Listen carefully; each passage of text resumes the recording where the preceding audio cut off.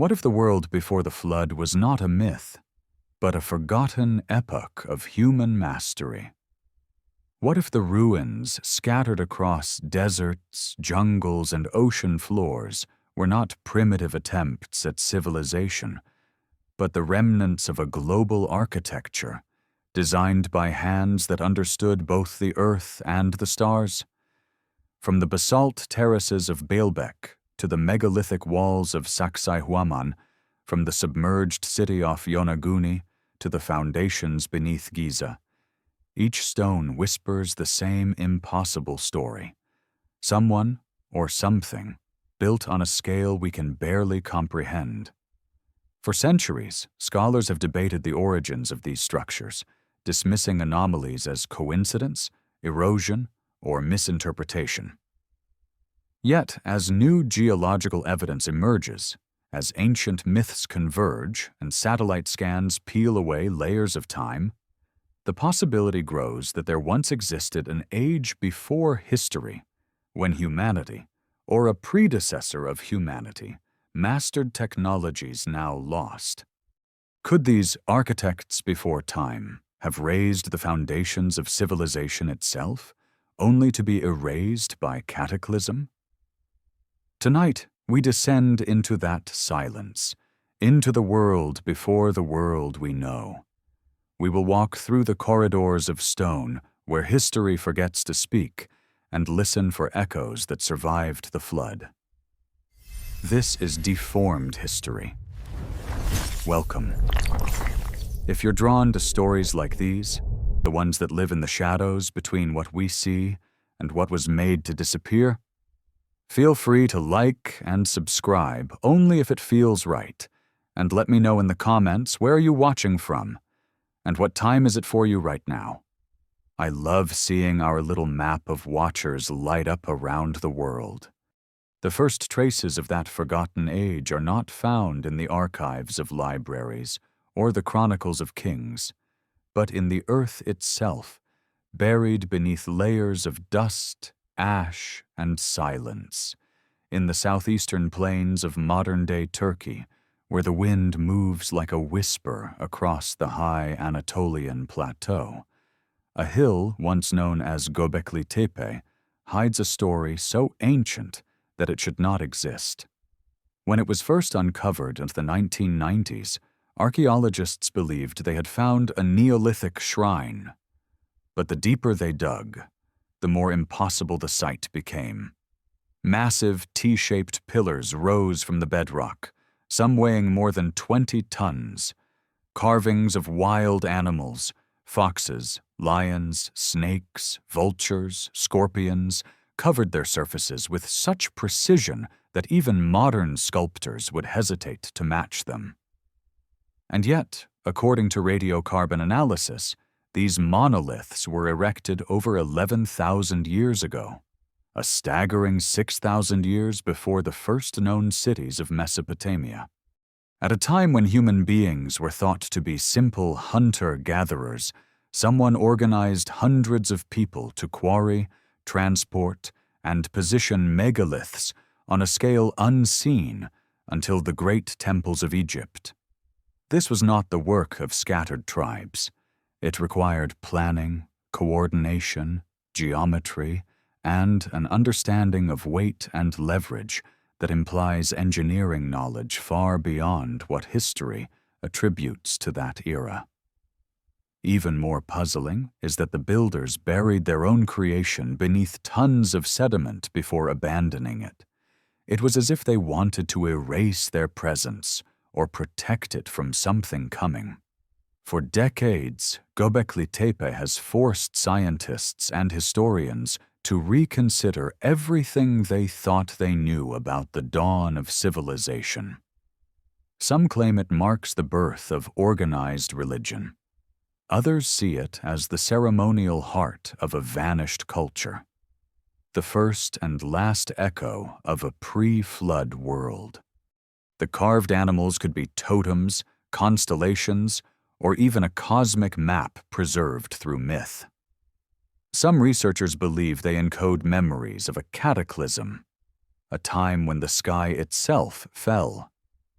Around 12,800 years ago, Earth underwent one of the most violent climate transitions in its history, the onset of what geologists call the Younger Dryas. In the span of mere centuries, temperatures plummeted, glaciers surged, and vast regions of the planet were drowned or frozen. Megafauna vanished, coastlines shifted, and whatever early cultures had begun to rise were shattered. Modern science attributes this to a combination of meltwater pulses and possible impacts, perhaps from fragments of a disintegrating comet.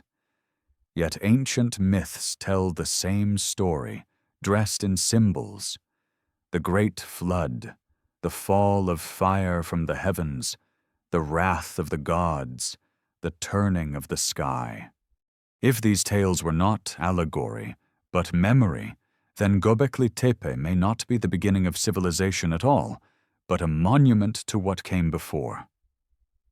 A survivor's shrine.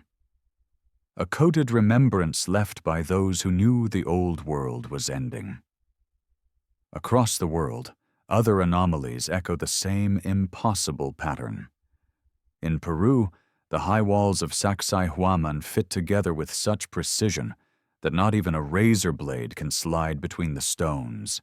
Stones weighing hundreds of tons, shaped like puzzle pieces, interlocked through curves and joints no modern mason could replicate without power tools.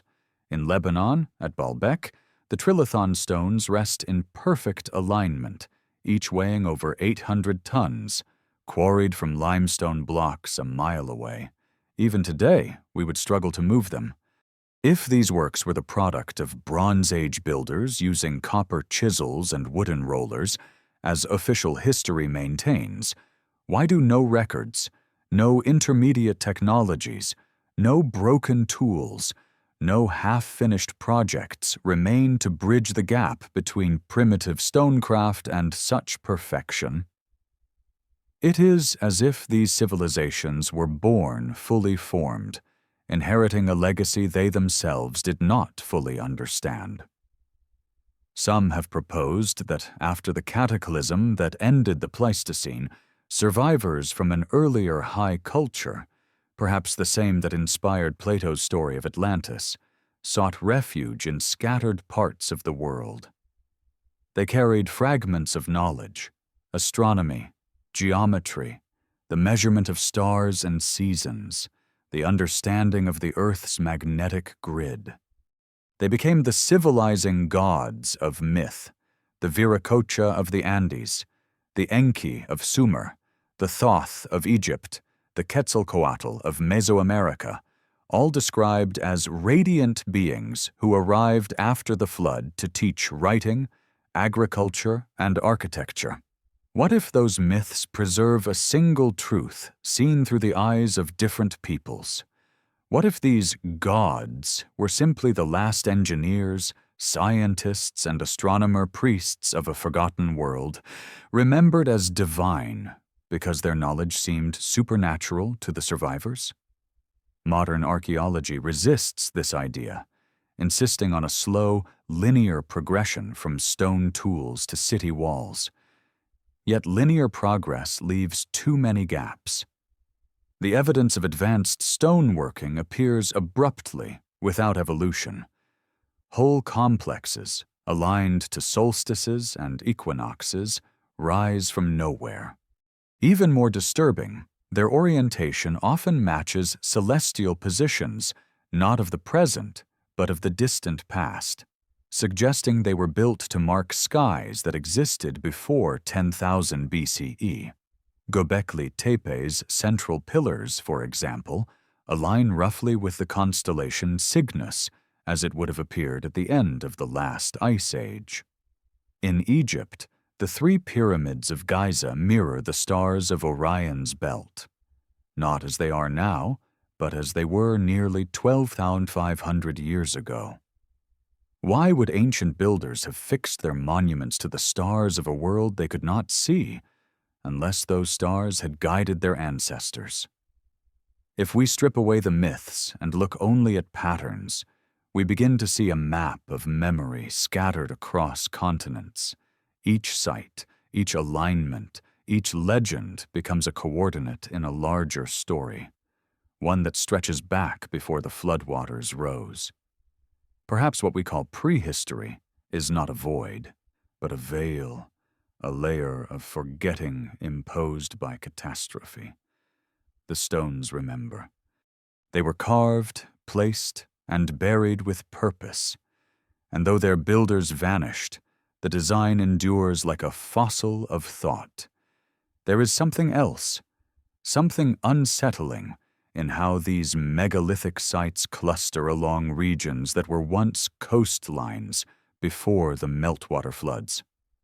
Under the shallow seas near India lies the drowned city of Dwarka, its streets and walls mapped by sonar. Off the coast of Japan, the submerged terraces of Yonaguni rise in stepped layers, resembling pyramids carved from the bedrock itself. In the Caribbean, near Cuba, sonar images have revealed symmetrical structures at depths that would have been dry land 10,000 years ago. Each discovery challenges the idea that civilization began only after the ice melted. Instead, they suggest that it ended then, and what we know as the beginning is merely the aftermath. The builders of these megastructures, whoever they were, may have lived on a very different Earth, one with coastlines now lost beneath the sea, skies filled with unfamiliar stars, and climates that shaped entirely different ways of life. If their cities fell, if their machines rusted, if their books turned to dust, only the most enduring symbols would survive. Stone, geometry, myth. Perhaps that was their intention, to leave behind something immune to time. Yet, to modern science, this interpretation remains heresy. Archaeologists insist that correlation is not causation, that alignments are coincidence, that erosion can mimic architecture. They point to the absence of metal tools, of writing, of clear cultural continuity, and they are not wrong. The evidence is fragmentary. But what if absence itself is the clue? A world destroyed by cataclysm would not leave textbooks behind. It would leave precisely what we find: scattered ruins, orphaned symbols, inexplicable technology, and stories that sound like dreams. If the pre-flood architects existed, then the survivors of their world became our ancestors. Their myths became our religions. Their warnings became our prophecies. And somewhere, buried in the earth or under the sea, may lie the proof, waiting for the next age of rediscovery. In that sense, every shovel of dirt, every satellite scan, every fragment of bone is not merely archaeology, but remembrance. We are remembering ourselves. Night falls over Göbekli Tepe.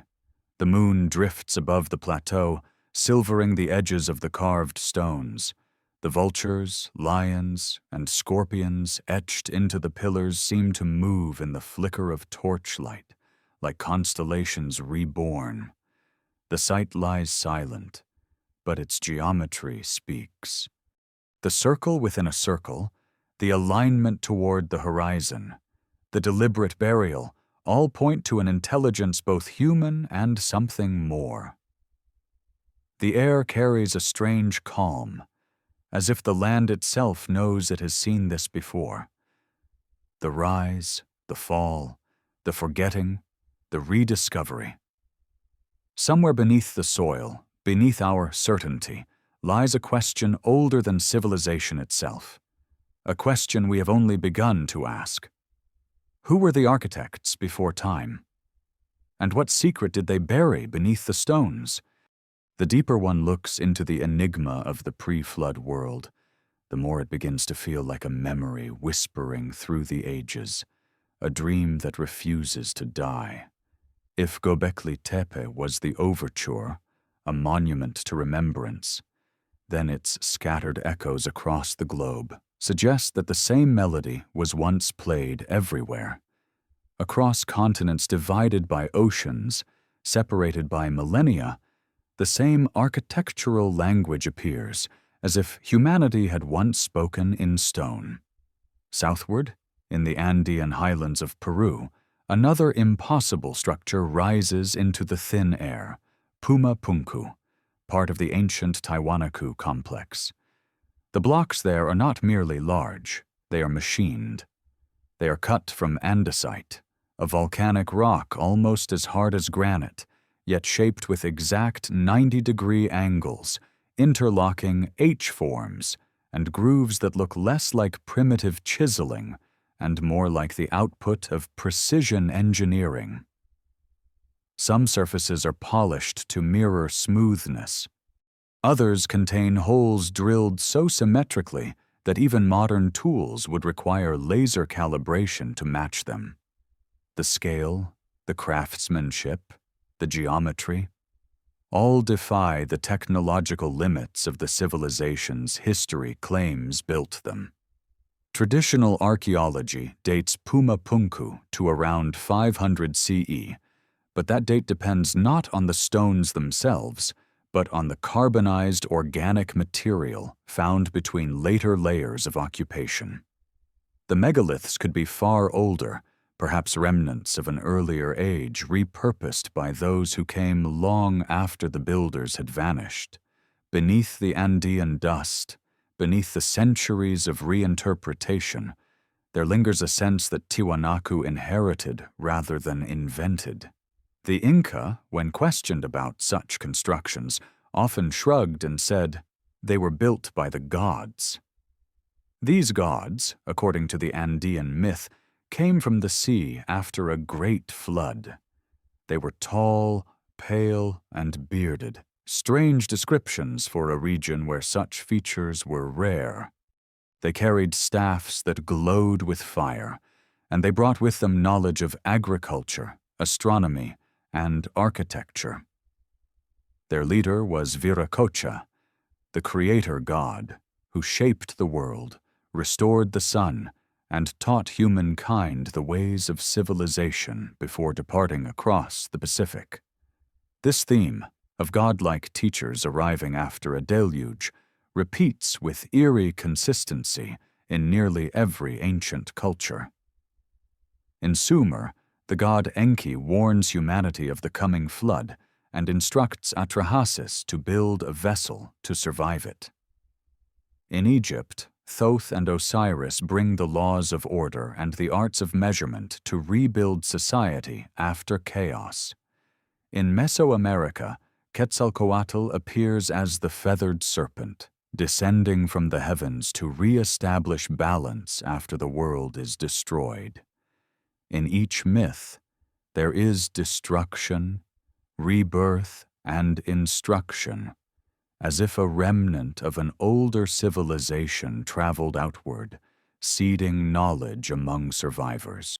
Could these stories be distorted recollections of the same group of people, refugees of a lost global culture? And if so, what force erased their world so completely that only myth remembers?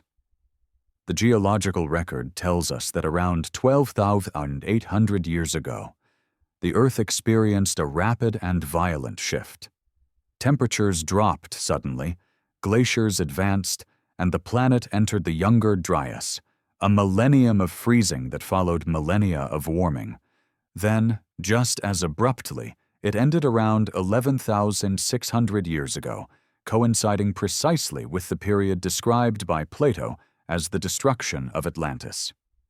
In his dialogues Timaeus and Critias, Plato claimed that this great civilization, larger than Libya and Asia combined, was destroyed by floods and earthquakes in a single day and night. The priests of Sais, from whom Solon had heard the story, told him it occurred 9,000 years before their time, roughly 11,600 years before ours. That number, astonishingly, aligns with the very geological boundary that marks the end of the last ice age, when global sea levels rose by over 400 feet. The coincidence is unnerving. Was Plato recounting myth, or preserving a fragment of memory too ancient to fit into modern chronology? If the lost civilization of Atlantis was not merely a fable, perhaps it was not a single island but a network, a maritime culture spanning coasts that are now underwater. The Caribbean, the Mediterranean, the Sunda Shelf of Southeast Asia, and the Indian Ocean.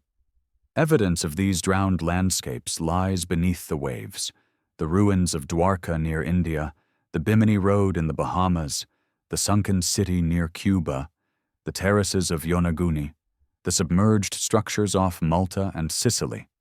Each site, debated and dismissed in turn, nonetheless fits the same timeline. All once dry land before the meltwater floods. It is easy to dismiss myths as imagination, yet every myth begins somewhere. The Great Flood is not a regional story. It is a universal one. The Sumerians, Babylonians, Hebrews, Hindus, Greeks, and even the Hopi of North America speak of a deluge that ended a prior age of mankind. In the Popol Vuh of the Maya, the gods destroy their first creations because they had forgotten their makers. In the Epic of Gilgamesh, the flood is sent to wipe away the arrogance of humankind. The Bible's Genesis repeats the same archetype, with Noah as the vessel of survival. Why does every culture remember the same event, an event said to have erased a world? Some researchers, like Dr. Graham Hancock and Dr. Randall Carlson, argue that these stories may describe the real consequences of a cataclysmic cosmic impact. They point to the black mat layer, a thin, dark sediment band found across North America and parts of Europe, filled with nanodiamonds, iridium, and melted glassy spherules. These are markers of extreme heat, the kind produced when a comet fragment strikes the atmosphere. If such an impact occurred around 12,800 years ago, as evidence suggests, it could have triggered global wildfires, melted ice sheets, and released floods of unimaginable scale. It would have been nothing less than the end of the world for any civilization alive then. Imagine what that moment must have looked like. The night sky splitting with fire, oceans boiling, rains falling for weeks, entire continents reshaped in hours. In such chaos, only fragments would survive, not empires, but memories.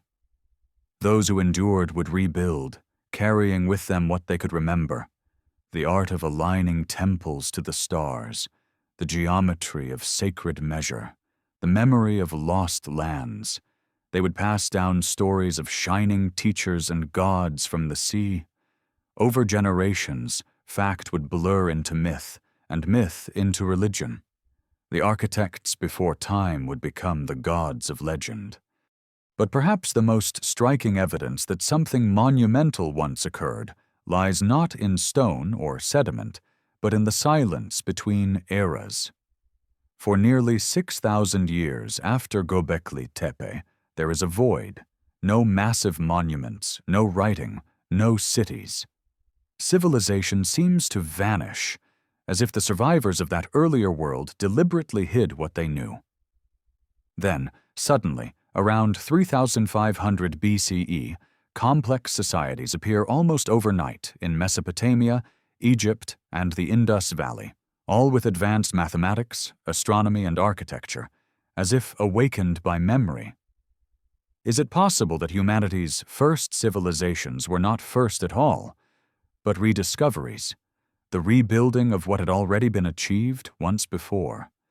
If so, then the ruins we see today are not beginnings, but echoes. The ziggurats of Sumer, the pyramids of Egypt, the step temples of Mesoamerica, all may be reenactments of an older archetype preserved through collective remembrance. Even their orientation toward the heavens could be a ritual of remembrance, an attempt to reconnect with the lost cosmic order of their ancestors. This raises another question. Why does nearly every megalithic monument seem obsessed with the stars? The builders of Göbekli Tepe aligned their enclosures to Cygnus, the pyramids of Giza to Orion, Stonehenge to the solstices, Chichen Itza to the equinox. Was this fascination religious, or was it navigational, scientific, perhaps even technological? In the pre-flood world, when ice sheets covered much of the planet and coastlines were vastly different, the stars would have been the only constant, a celestial map across ages. If a global civilization existed, it might have used these constellations as reference points, ensuring that even if their lands vanished beneath the sea, their knowledge could be rediscovered by those who looked upward. Perhaps this is why so many ancient myths describe the gods as coming from the stars. They did not fall from heaven, they came guided by it. Modern science, with all its skepticism, often dismisses these notions as pseudo-history. Yet the most powerful ideas are those that refuse to die. The question of who built the megaliths remains unanswered, not because we lack data, but because we lack imagination. The courage to admit that we may not be the first to rise to greatness. If a prior civilization existed, one advanced enough to map the stars, align monuments with planetary precision, and construct with impossible mastery, then its loss would explain much of what we still find inexplicable: the sudden leaps in human development, the shared mythic memories, the megalithic obsession with cycles of destruction and rebirth. Perhaps they knew something we have forgotten. Perhaps they understood that civilization is not a ladder, but a cycle, rising, falling, and rising again like the tides. And as we dig through the ruins, chasing fragments of a vanished age, we may be standing on the same precipice they once faced, staring into the same stars, wondering when the next flood will come. The stones wait in silence, holding their breath across millennia. The gods are gone, but their geometry remains. And somewhere beneath the dust of the Andes, beneath the rising seas, the architects before time may still be watching, waiting for us to remember. There is a peculiar feeling that comes from standing before the great monuments of the ancient world, a sense that something larger than history itself is watching. The more one studies these megaliths, the more they seem to resist explanation. They exist as if out of time, as if belonging to a chapter that was torn out of humanity's story long before the first kings recorded their lineages. If the earlier parts of our journey revealed fragments of that forgotten chapter, Göbekli Tepe in Anatolia, Puma Punku in the Andes, and the drowned ruins beneath the waves, then what follows is the slow, unsettling realization that these anomalies are not isolated. They are pieces of a pattern stretching across the planet, a geometry of memory. And at the center of that geometry stands one of the most enduring mysteries of all, the Great Pyramid of Giza. For centuries, it has been called the last of the seven wonders. Yet even that title diminishes what it truly is. The Great Pyramid is not merely a tomb, nor a monument, nor a relic of Egyptian ambition. It is a machine of stone, so precisely engineered that it transcends the tools and purposes of its supposed builders. Aligned perfectly to the cardinal directions with a deviation of less than 4 minutes of arc, its base measures 230 meters on each side, and its original height reached 146 meters. Over 2 million limestone blocks, some weighing up to 70 tons, were fitted so tightly that even a human hair could barely slip between them. Modern engineers, given cranes, lasers, and digital modeling, still debate how such precision could be achieved 4,500 years ago with copper tools and manpower alone. The logistics alone defy belief. Yet beyond the physical impossibility lies an even deeper enigma. The pyramid's orientation and mathematical design encode constants that would not be rediscovered until modern science: the ratio of pi, the value of the golden section, and even the circumference of the Earth itself when scaled proportionally. How could a civilization supposedly just emerging from prehistory possess knowledge of planetary measurements? Egyptologists insist that such correlations are coincidence, numerological illusions. But coincidences repeated with such accuracy cease to be random. The Great Pyramid behaves less like a monument and more like a record, a geological hard drive preserving a message from a vanished age. Some researchers suggest that the Giza Plateau was selected not merely for its landscape, but for its geophysical resonance. The chambers within the pyramid amplify sound frequencies. Its proportions mirror those of natural harmonic ratios. Was it built to harness energy, not electrical as we understand it, but subtle forces of vibration, magnetism, or resonance known to ancient priest scientists? To the modern mind, such notions border on fantasy. Yet the ancients spoke often of energy in sacred terms: ka, prana, chi, life force, invisible but real. Could the architects before time have understood the earth itself as a living instrument and built monuments to tune with its song? Evidence of this thinking appears worldwide. At Stonehenge, the arrangement of trilithons produces acoustic effects similar to those in the King's Chamber at Giza. At Chavin de Huantar in Peru, a labyrinth of underground passages channels running water to create resonant vibrations. Even in the Americas, the Mayan pyramids of Palenque and Chichen Itza are constructed so that clapping before their staircases produces echoes, mimicking the call of the sacred Quetzal bird. Across thousands of years and oceans, the same principle recurs: architecture as harmonic technology. If such knowledge existed once, it suggests a worldview profoundly different from ours. The builders of these structures did not separate science from spirit, geometry from mythology, or engineering from the sacred. To them, every measurement was a prayer, every alignment a dialogue with the cosmos. Perhaps that is why the Great Pyramid is oriented not toward the magnetic north of its time, but toward true north, as if its builders understood the axial precession of the Earth. Such awareness requires astronomical observation over thousands of years, yet Egypt's written history spans only a fraction of that time. So who, then, measured the heavens long before Egypt was born?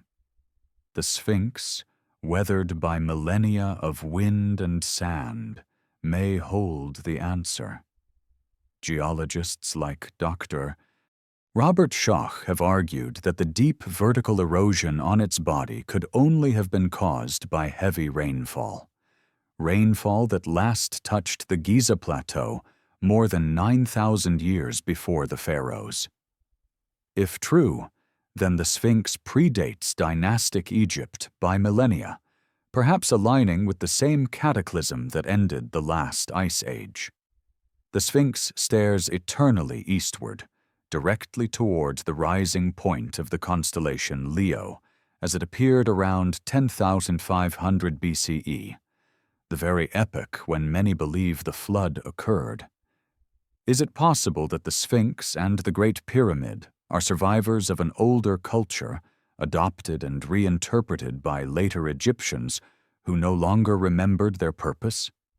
If so, Giza becomes not the beginning of civilization, but its inheritance. The Egyptians did not invent. They inherited the rituals, the geometry, the myth of gods who came before the floodwaters. In the sacred texts, those gods are the Netru, radiant beings who descended from the stars to teach the arts of civilization. Their leader, Osiris, ruled during a golden age before he was murdered and resurrected. His consort, Isis, embodied wisdom and the cycles of rebirth. Thoth, the scribe of the gods, recorded their knowledge and hid it in secret chambers for a future age. These are mythic names, yet their stories read like encoded history, a memory of beings, or perhaps humans, who carried wisdom through catastrophe. In the halls of the temple of Edfu, inscriptions tell of a primeval island of creation, ruled by the gods who came before. It describes a cataclysm that destroyed their world and their subsequent attempt to rebuild. The survivors traveled across the land, recreating the sacred centers of the old world in the new. They called these sanctuaries mounds of the first time. The parallels to other flood legends are unmistakable. Even in Sumer, the oldest cuneiform tablets describe a similar sequence. 10 antediluvian kings who ruled for thousands of years before a great flood erased their world. Afterward, kingship descended from heaven once more. The Bible echoes the same pattern: lifespans shortened, knowledge lost, and a new humanity emerging from the survivors of the deluge. If all these accounts are fragments of one story, then perhaps we are tracing the legacy of a prehistoric order of builders, a civilization that mapped the earth, tracked the stars, and encoded its knowledge in stone so that time could not erase it. They were not gods in the supernatural sense, but godlike in intellect and purpose, the true architects before time. But where did they go? And why did they hide their works beneath sand, sea, and myth? Some speculate they foresaw the coming disaster, whether cosmic or terrestrial, and sought to preserve their wisdom in ways impervious to decay. Others suggest a more haunting possibility, that the survivors themselves erased their own memory, scattering and starting anew, fearing that the same hubris which once raised them up had also brought their downfall. The pattern of concealment seems deliberate. Göbekli Tepe was buried intentionally. The Great Pyramid's inner chambers are sealed. The Sphinx guards a cavity beneath its paws, long rumored to hold a hidden library, the so-called Hall of Records. Ancient clairvoyants like Edgar Cayce claimed that this repository contains the story of Atlantis and its colonies, waiting to be rediscovered when humanity is ready to remember. Whether metaphor or literal truth, the idea carries weight. Humanity's relationship with its own past is cyclical. We rise, we forget, we rediscover, and we rise again. Our curiosity is the key that slowly turns the lock of amnesia. Standing before the Sphinx at dawn, as the first rays of the sun touch its face, one can almost feel the convergence of ages, the pulse of an older world beneath the modern one. The stones hum faintly, not with sound, but with the pressure of meaning. Every grain of sand seems to whisper the same question: what have we lost? And what have we misunderstood? Perhaps we are not the children of progress we imagine ourselves to be. Perhaps we are the descendants of survivors, carrying within us the genetic memory of an age when the sky fell and the earth changed shape. And the monuments, The megaliths, the temples, the pyramids are the bookmarks left by those who wanted us to know that none of this began where we think it did. The world before the flood may not have vanished completely. It may be waiting, coded in stone, beneath our feet and within our myths, an inheritance left in trust until we are wise enough to claim it. For now we can only listen. The stones speak slowly. If the pyramids of Egypt stood as the heartbeat of the ancient world, then the temples of the Pacific were its forgotten pulse, faint but persistent, whispering of an age when the oceans themselves were highways of civilization. It is here, among scattered islands and submerged plateaus, that the traces of another chapter in the story of the architects before time begin to emerge. Far from the deserts of Giza or the highlands of the Andes, the islands of the Pacific hold myths of creation that echo the same ancient pattern.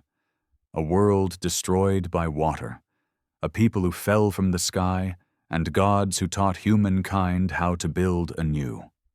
In the heart of Micronesia lies Nan Madol, an enormous complex of basalt structures rising from the shallow waters off the island of Pohnpei. Built on a network of artificial islets connected by canals, it is often called the Venice of the Pacific. To walk among its silent courtyards is to feel both awe and confusion. Towering basalt columns, some weighing 50 tons, are stacked like massive logs of stone, forming temples, platforms, and tombs. There are no nearby quarries. The columns had to be transported across miles of ocean. Local legend says they were moved by flying stones or by songs that made the rocks float. Science calls this impossible, yet offers no convincing explanation for how such feats of transportation could have been achieved with the tools available 1,000 years ago. But perhaps the date itself is wrong. Oral traditions on Pohnpei tell of an earlier people, far older than the Sodelur dynasty to which archaeologists attribute the site. These ancestors, they say, came from the stars, bringing knowledge and power. When they vanished, they left behind their city of stone, a city that was later reoccupied by lesser descendants who no longer understood its design. The pattern, once again, repeats. Across the vast Pacific, from Easter Island to the shores of Japan, the same echoes are heard. In Polynesian myth, the first people came from a place called Hawaii, an ancestral homeland now lost beneath the sea. In Maori lore, their ancestors arrived guided by the stars after a great flood. The islanders of Rapa Nui speak of the long ears, tall, pale strangers who raised the Moai statues with chants before being overthrown. The Moai themselves, those massive stone faces staring towards the horizon, are more than works of art. Each one weighs tens of tons, carved with precision from volcanic tuff, and then transported across the island's rugged terrain, an achievement unexplained by wooden rollers or ropes alone.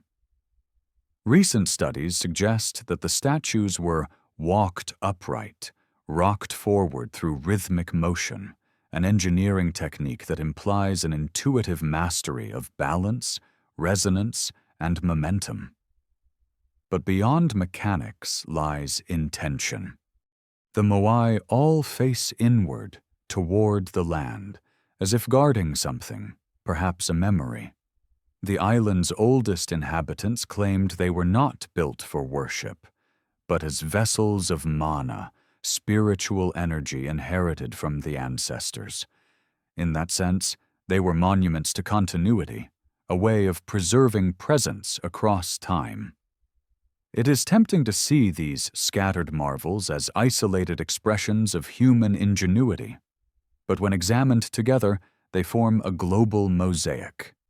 Similar construction techniques, Astronomical alignments and flood myths appear everywhere, in the Pacific, the Andes, Egypt, Mesopotamia, and even the frozen expanses of Antarctica. Could it be that the same source of knowledge spread across the world, leaving these fingerprints as proof of its passage? Beneath the South Pacific lies a vast submerged plateau known as Zealandia, an entire continent hidden under the waves, larger than India. Once, tens of millions of years ago, it was dry land. But some geologists suggest portions of it may have remained above sea level into human prehistory. If so, it might have been home to an early maritime civilization, one that disappeared as sea levels rose. The same might be said of the Sunda Shelf near Indonesia and the now drowned land of Kumari Kandam in Tamil legend, described as the cradle of human culture before it sank beneath the Indian Ocean. These myths, dismissed as allegory, converge with geological evidence of massive post-glacial flooding. Between 14,000 and 8,000 BCE, melting ice sheets raised global sea levels by more than 120 meters, submerging millions of square miles of coastal land. What today are islands may once have been mountaintops. What now are ocean floors may once have been cities. It is no coincidence that humanity's earliest settlements are found along coasts, precisely the areas most affected by these ancient floods. The absence of older cities may not signify their non-existence, but their burial beneath the sea. Off the coast of India, in the Gulf of Kambat, sonar scans have revealed symmetrical structures stretching across several square kilometers. Among them were artifacts, pottery shards, beads, human bones, radiocarbon dated to nearly 9,000 years ago. Mainstream archaeology hesitated to accept the findings, arguing contamination or natural formations. Yet divers describe streets, walls, and foundations clearly shaped by human hands. Could this be the lost city of Dwarka, the legendary kingdom of Krishna said to have sunk beneath the waves at the end of the last age? The parallels are striking. Every corner of the ancient world carries a version of the same story: an advanced culture, a great flood, and the survivors who rebuilt. In the Pacific, they are remembered as gods from the sky. In India, as devas descending from heaven. In Mesopotamia, as the Anunnaki who came from the stars to rule the earth. Different names, same archetype. Perhaps the key lies not in who these beings were, but in what they represented. If the pre-flood world was global, a network of cities connected by trade, astronomy, and knowledge, then the gods may have been its emissaries, navigators, engineers, astronomers who traveled the world's waterways. After the cataclysm, they became myths, memories of a people too advanced for the survivors to comprehend. Ancient maritime maps hint at this lost geography. The famous Piri Reis map, drawn in 1513, depicts the coast of Antarctica. Not as it appears under ice today, but as it would have looked ice-free thousands of years ago. Scholars have debated its origin for decades. How could an Ottoman admiral have access to charts showing pre-glacial Antarctica? Some believe he compiled it from older sources, remnants of forgotten sea maps passed down since the time before the flood. If true, it would mean that ancient mariners had circumnavigated the globe long before the dawn of recorded history. If such navigators existed, they must have belonged to a civilization of extraordinary capability, one capable of mapping coastlines, understanding celestial navigation, and surviving the upheavals of the Ice Age. Their disappearance would mark not merely the loss of a people, but the amputation of a worldview. Today, fragments of that world view survive in myth and architecture, encoded in alignments to stars like Sirius, Orion, and the Pleiades. These constellations recur in sacred sites across the world. The Maya revered the Pleiades as the Seven Sisters, marking the rebirth of time. The Japanese called them Subaru, symbol of unity.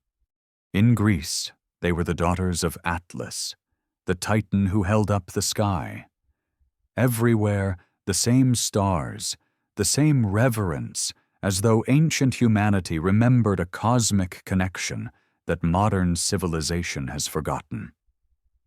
What would it mean if these alignments were not simply spiritual, but practical?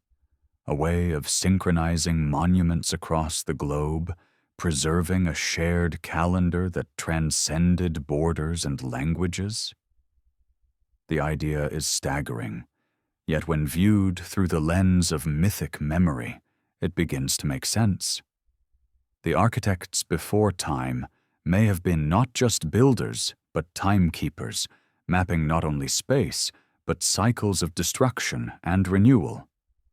Many myths speak of ages or suns, distinct epochs of humanity separated by catastrophe. The Aztecs counted 5, the Hindus, 4 yugas, the Greeks, successive races of gold, silver, bronze, and iron. We live, they say, in the age of forgetting, the Kali Yuga, the Iron Age when memory fades and hubris rises again. Perhaps the monuments of the past were built to warn us of this cycle, to remind us that progress is not linear, but circular, and that every ascent carries within it the seed of decline. Standing on the edge of the Pacific, listening to the endless rhythm of the waves, one can almost feel that cycle breathing. The ocean gives and takes, land rises and sinks, civilizations bloom and vanish. The earth itself remembers, and perhaps one day will reveal what it has kept hidden beneath the waves. For now, all we have are clues: a basalt city in Micronesia, a drowned temple in India, maps older than civilization, and myths that refuse to die. Together they tell a story not of fantasy, but of memory, a memory of a world that once was, when humankind walked with its gods, and when the sea had not yet claimed its cities. And somewhere, beneath miles of dark water, the ruins of that world still wait, silent, patient, unyielding. The architects before time may be gone, but their work endures, etched into the bones of the earth itself, waiting for us to listen once more. There are moments in human history when the veil between past and present seems to grow thin, when the wind carries whispers from another age, and the stones themselves seem to murmur their memories. The 5th step into the mystery of the architects before time begins not in a temple or a ruin, but in the forgotten corridors beneath our feet. For beneath the surface of the earth lies another world, a labyrinth of tunnels, chambers, and caverns that some believe may hold the final evidence of the world before the flood.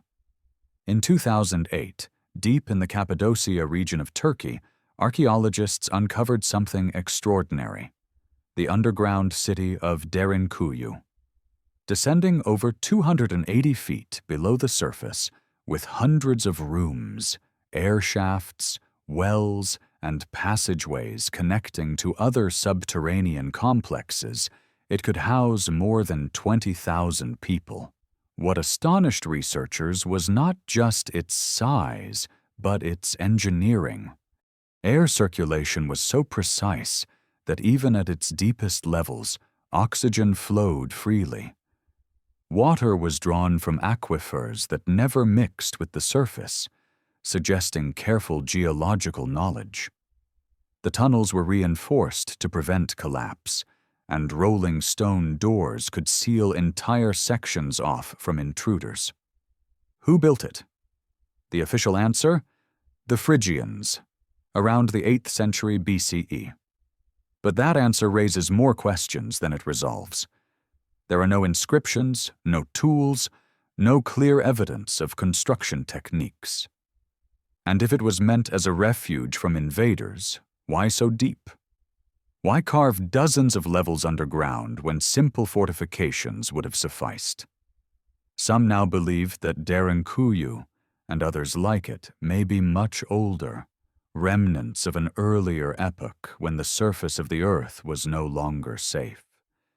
Ancient texts speak of fire from the sky, of ages when the earth burned and rained ash.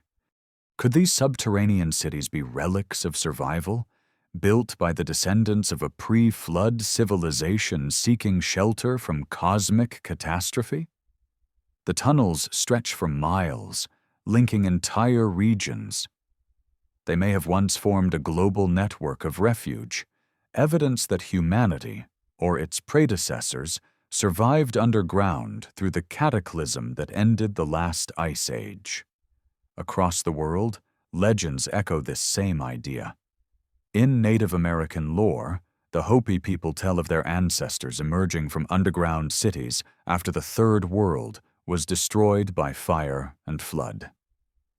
The beings who guided them were called the Ant People, described as tall, wise, and benevolent, with large eyes adapted to the darkness below.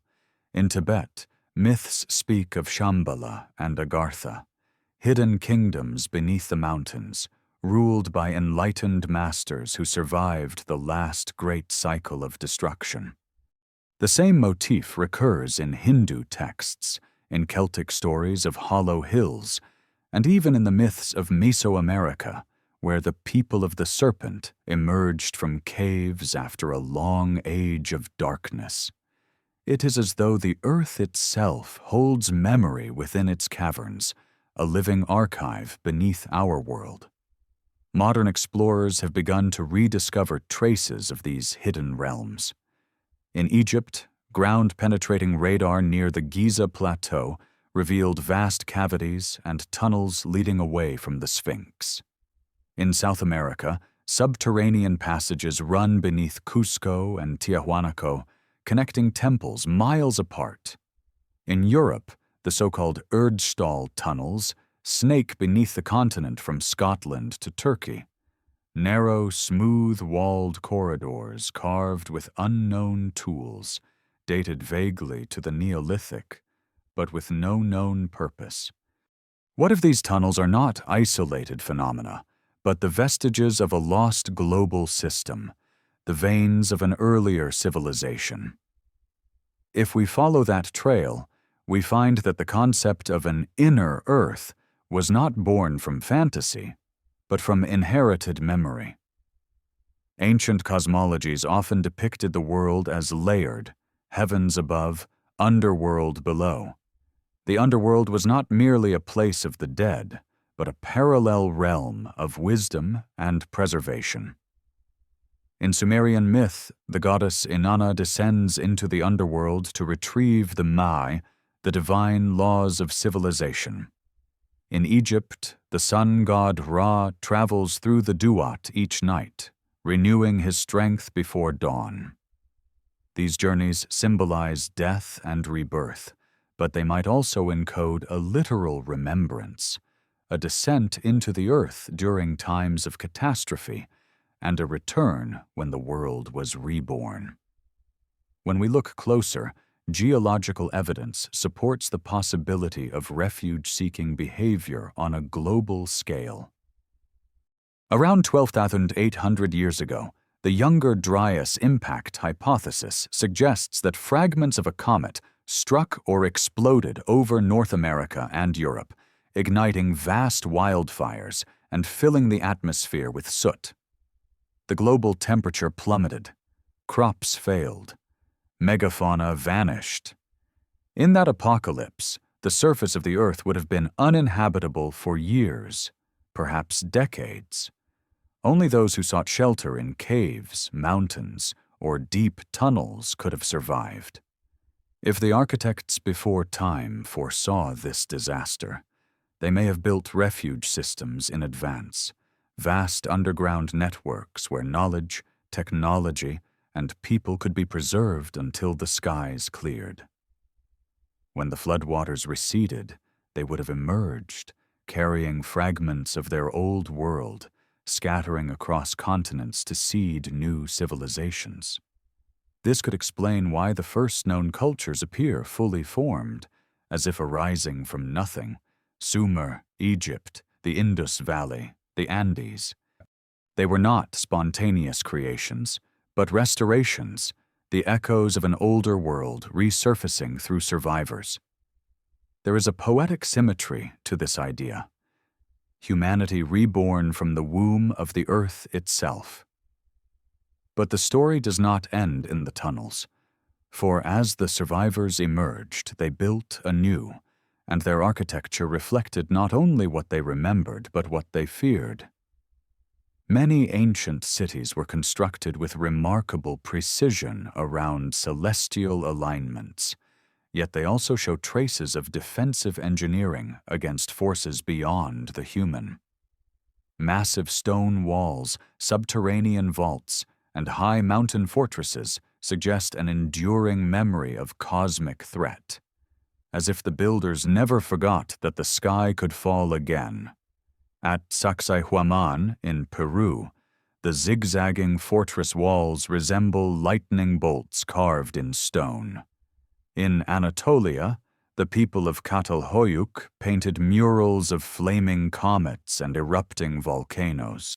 In Mesopotamia, ziggurats rose as stairways to the heavens, or perhaps as places of refuge from the rising waters below. Each structure carries within it a dual symbolism: aspiration and survival, divinity and fear. The myths mirror this tension. The flood is followed by the promise of a covenant, the rainbow, the dawn, the rebuilding. Yet in every tradition, the gods who survive are changed. They are no longer merely teachers or guardians. They become judges, watchers, recorders. It is as if they, too, carry trauma. As if the cataclysm reshaped not only humanity, but the very order of the cosmos in human imagination. Perhaps that trauma became the foundation of religion, the desperate attempt to reconcile memory with survival, loss with meaning. When viewed through this lens, even the idea of heaven and hell transforms. Heaven may have once symbolized the lost world above the floods, while hell represented the world below, where humanity took refuge. The return to the surface became the ascent, the resurrection. In this sense, religion itself may be the mythic language of remembrance, a coded reflection of prehistoric events rendered into moral and cosmic allegory. But could there still be traces, physical remnants, of the pre-flood survivors who vanished underground? In 2013, scientists discovered microbial ecosystems thriving deep within the Earth's crust, entirely isolated from sunlight. This sparked speculation that human-made tunnels could likewise preserve sealed environments for thousands of years. If advanced civilizations once existed, might they have left behind chambers hidden beneath kilometers of rock, protected from erosion, time, and human interference? Some ancient texts seem to hint at such archives. The Book of Enoch describes the Watchers teaching forbidden knowledge to humankind before the flood, and their secrets being sealed within the earth. The Emerald Tablets of Thoth speak of hidden halls beneath the pyramids, where the wisdom of the ages lies guarded by those who wait. Even in modern legend, whispers of subterranean vaults persist, from Mount Bucegi in Romania to the Andes of Chile, from Tibet's Mount Kailash to Antarctica's buried mountains beneath the ice. The recurrence of this motif, knowledge hidden beneath the earth, may be more than myth. It could be an unconscious echo, passed down through millennia, of a truth humanity once lived. If the earth is indeed a vast library, then its shelves are built of stone and silence.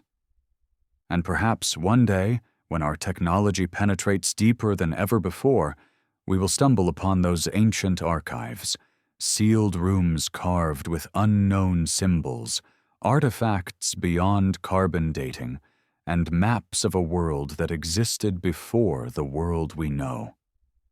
Until then, the tunnels of Derinkuyu stand as a monument to endurance.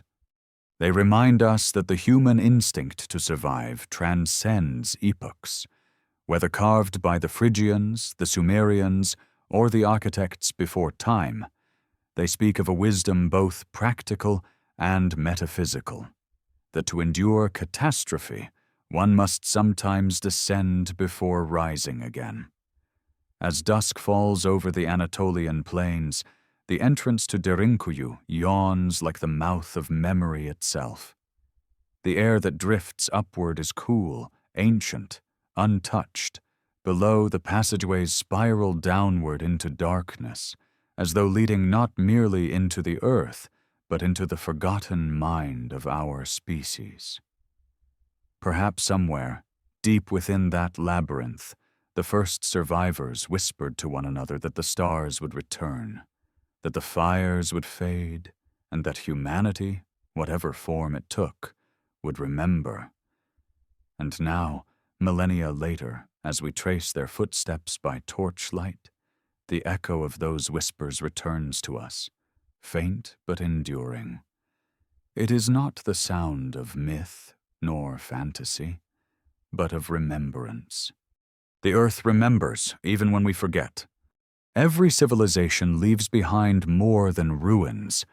It leaves echoes, patterns, and warnings. The deeper we venture into the mystery of the architects before time, the more it becomes clear that their legacy is not confined to stone alone. It is inscribed in myth, in mathematics, in the very geometry of the world we inhabit. The monuments they left behind are not only structures, but messages, coded in form, proportion, and alignment. To read them is to learn a language older than writing itself, the language of sacred geometry. At its heart lies a truth so simple that modern minds often overlook it, that number and nature are inseparable. Ancient builders understood that the universe itself speaks in ratios and harmonies. The same proportions that shape a seashell, a galaxy, or the human body also govern the temples of the earth. For the architects of old, to build was to participate in creation, to mirror the divine order in stone. From the Great Pyramid of Giza to the megalithic rings of Stonehenge, from Angkor Wat to Teotihuacan, certain mathematical constants recur with astonishing precision. The golden ratio, 1.618, appears again and again, as though encoded into the blueprint of existence.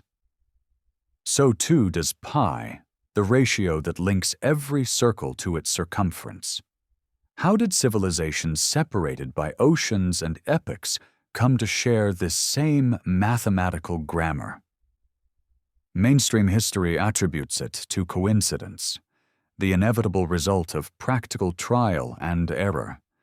But coincidence cannot explain the consistent astronomical alignments, nor the shared symbolic geometry spanning continents. Consider the hexagonal layout of ancient temples in India, mirroring the honeycomb structures of early Celtic sanctuaries, or the mandalas carved into the Cambodian jungle that align perfectly with the constellations above. Across the Atlantic, the city of Teotihuacan in Mexico is laid out to scale with the planets of the solar system, its central avenue aligned to the rising of the Pleiades. These are not random designs. They are reflections of a unified philosophy, a memory of cosmic architecture. The same idea finds voice in Plato's Timaeus, where he describes the universe as a geometric creation composed of the 5 Platonic solids.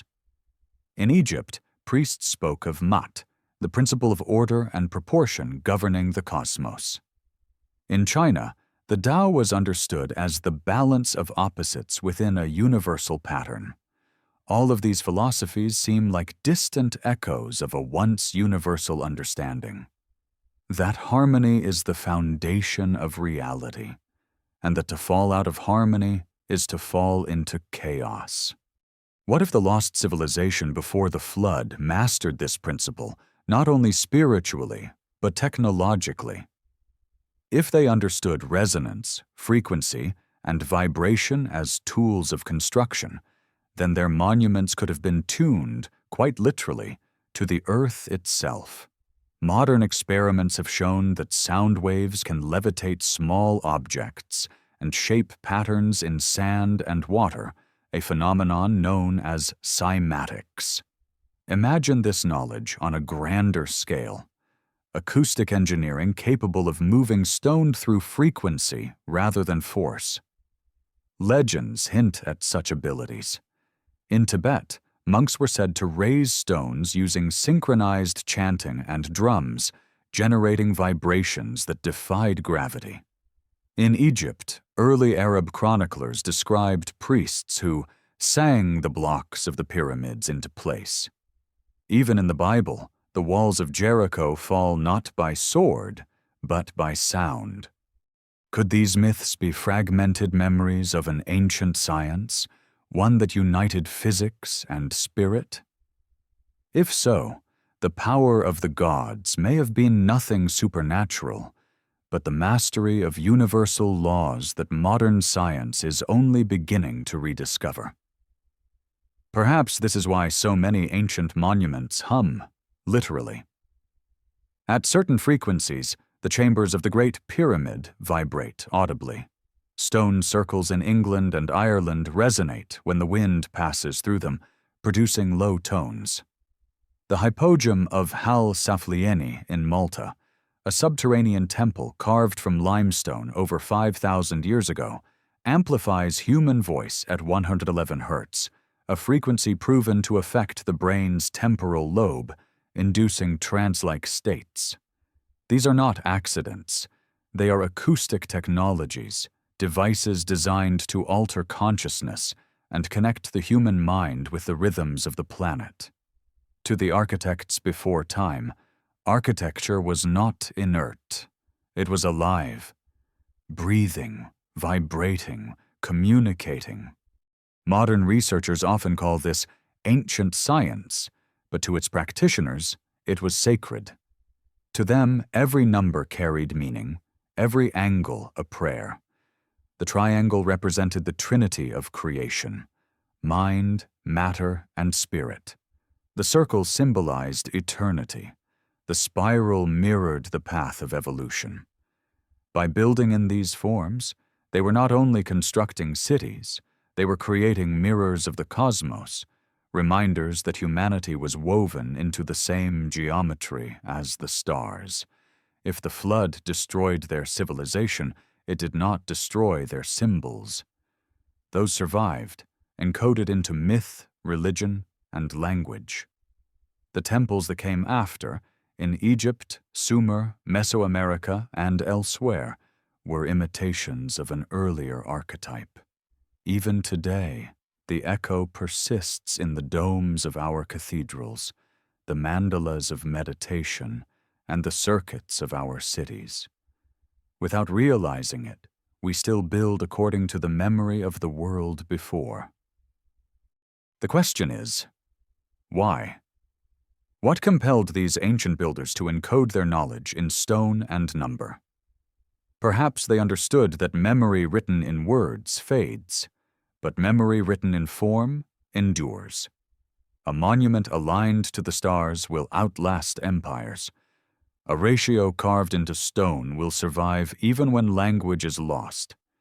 If they foresaw their own destruction, if they knew the flood was coming, then sacred geometry was their ark, a vessel for knowledge too precious to vanish.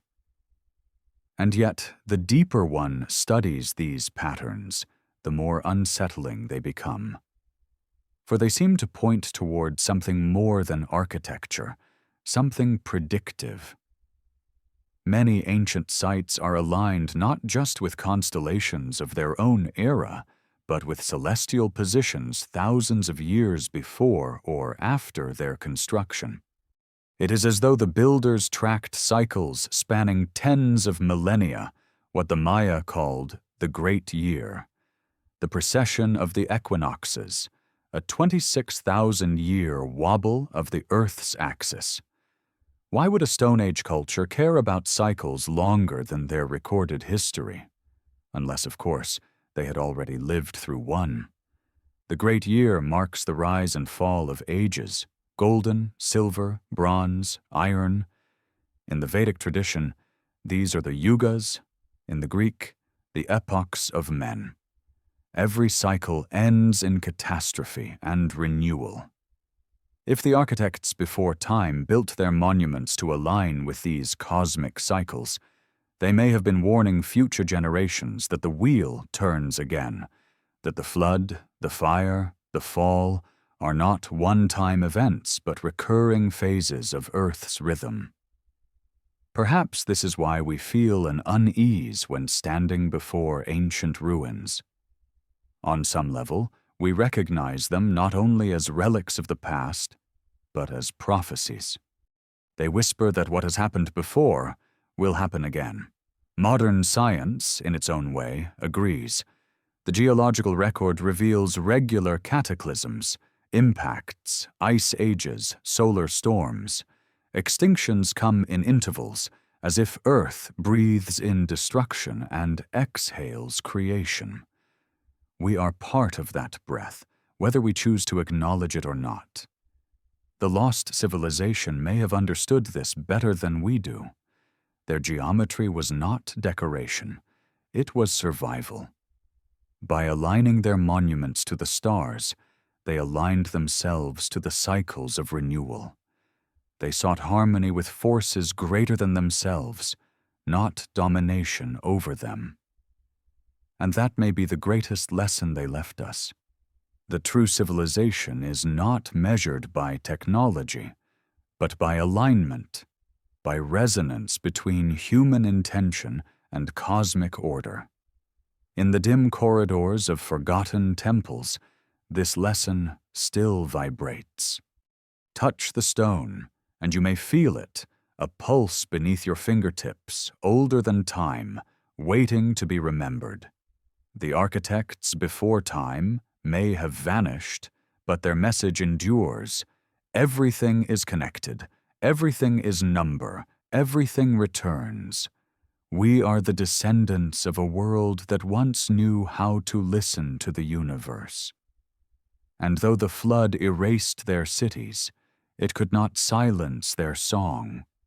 It still echoes through the geometry of our world, through the rhythm of the planets, through the heartbeat of the earth. Perhaps one day we will remember how to hear it again. There are places on this planet where history feels thin, where time itself seems to hesitate, as though aware of something older than memory still stirring beneath the surface. The frozen continent of Antarctica is one of those places. It is the end of all maps, a blank page on which the human story appears to stop. And yet, for centuries, whispers have circulated among explorers, scientists, and dreamers alike, that beneath its endless ice lies something impossible, the last remnant of a forgotten civilization. The idea sounds like fantasy. But so did the existence of continents beyond Europe once, or the notion of lost cities beneath deserts and seas. What makes Antarctica so compelling is that its mystery is shielded not by secrecy, but by nature itself. Beneath nearly 2 miles of ice, radar surveys have revealed mountain ranges, valleys, and rivers, a buried landscape larger than the continental United States. It is a hidden world, sealed away for tens of thousands of years, untouched by sun or wind. The story begins with an anomaly, the Piri Reis map. Drawn in 1513 by an Ottoman admiral using older charts, it depicts the coastlines of South America and, astonishingly, the northern edge of Antarctica, not covered in ice, but free of glaciers, showing bays and mountain ranges exactly where modern radar would find them centuries later. When the map was rediscovered in the 20th century, it defied explanation. How could cartographers 500 years ago know what Antarctica looked like beneath its ice sheet, unless the source maps themselves dated back to a time when the continent was ice-free, perhaps before 12,000 BCE? Official science suggests coincidence or creative interpretation, but when compared with other ancient sea maps, the Oronteus Phaneus chart of 1531, the Buache map of 1737, the pattern repeats. Each shows a subglacial Antarctica with surprising accuracy. Each claims to be derived from older sources. The implication is unsettling, that a civilization capable of global mapping existed long before our recorded history began. Geologists now know that Antarctica wasn't always a frozen wasteland. Millions of years ago, it was covered with forests and rivers. But even within the last 20,000 years, evidence suggests dramatic climatic shifts. Ice cores reveal sudden temperature changes, and magnetic data show that the continent's crust may have shifted relative to the poles, a phenomenon known as crustal displacement. If such a shift occurred at the end of the last ice age, it could have moved Antarctica from a temperate zone to its current polar position in a matter of days. The result would have been catastrophic.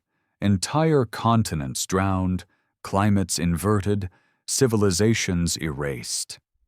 The American scientist Charles Hapgood popularized this theory in the mid-20th century, proposing that the Earth's crust periodically slips over its interior, displacing continents and rewriting geography. Albert Einstein, in correspondence with Hapgood, called the idea not impossible and worth investigation. If Hapgood was right, then the great cataclysm recorded in flood myths may have been caused not by divine wrath or cometary impact alone, but by the planet itself shifting its skin. Imagine the horror of such a moment. Oceans swallowing coastlines, earthquakes splitting continents, volcanoes awakening across the world. A civilization thriving in what is now Antarctica could have been buried overnight beneath snow and ice, its memory surviving only as legend, the fall of Atlantis, the White Island, the frozen paradise beyond the south wind. Satellite imagery has begun to reveal shapes beneath the ice that have ignited controversy: symmetrical ridges, circular formations, and rectilinear structures that seem to defy natural explanation. Most turn out to be tricks of shadow and compression, yet a few remain ambiguous. In 2018, seismic scans near the Ellsworth Mountains detected a subglacial anomaly resembling a vast dome surrounded by concentric rings, a pattern eerily reminiscent of Plato's description of Atlantis itself. Coincidence, perhaps, or perhaps the final irony, that Atlantis was never in the Atlantic at all, but entombed at the bottom of the world. The myths of the South are few, but persistent. The Polynesians spoke of a land beyond the ice, home of the ancestors. In Hindu cosmology, the god Shiva is said to dwell in the White Mountains of the South. The Maya and Egyptians both placed their gods of dawn in the same direction, toward the pole of cold light. To ancient navigators, south was not simply a direction, it was a boundary, the edge of the known world. If the architects before time truly were global, they would have known the poles intimately. They mapped the heavens, after all. The precession of the equinoxes, the slow wobble of Earth's axis, was central to their calculations. They may have understood that as the planet shifted, so too would its habitable zones. Perhaps they built in multiple latitudes as insurance, establishing centers of knowledge across the world, one of which, caught in the Great Displacement, became Antarctica. What would such a civilization have looked like before the ice? Imagine a vast continent of temperate plains and inland seas, connected by waterways and surrounded by fertile coasts. Massive stone observatories aligned to the stars. Towers of basalt and granite rising from cliffs that now lie buried beneath glacial sheets. They would have studied magnetism, the tides, the migration of celestial bodies, mastering the planetary cycles that later cultures would only glimpse.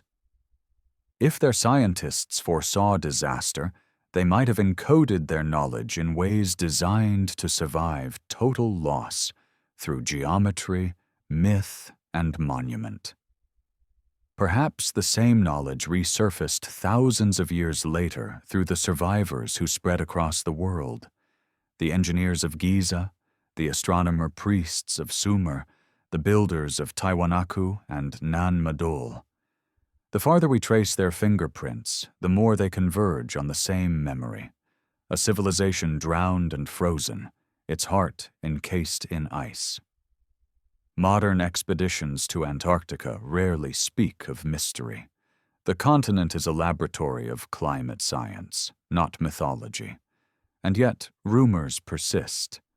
Whistleblowers claim secret discoveries, vast caverns warmed by geothermal vents, strange magnetic anomalies, even ancient ruins hidden by governments. None of it has been proven, yet none of it fully silenced either. Perhaps that is how legends begin, not with certainty, but with the uneasy sense that something doesn't fit. The scientific truth, stripped of speculation, is haunting enough. Beneath the ice, lakes sealed for millions of years harbor microbial life, ecosystems untouched since before humanity existed. If life can persist there, in darkness and pressure, then the idea of survival, even of culture, takes on new meaning.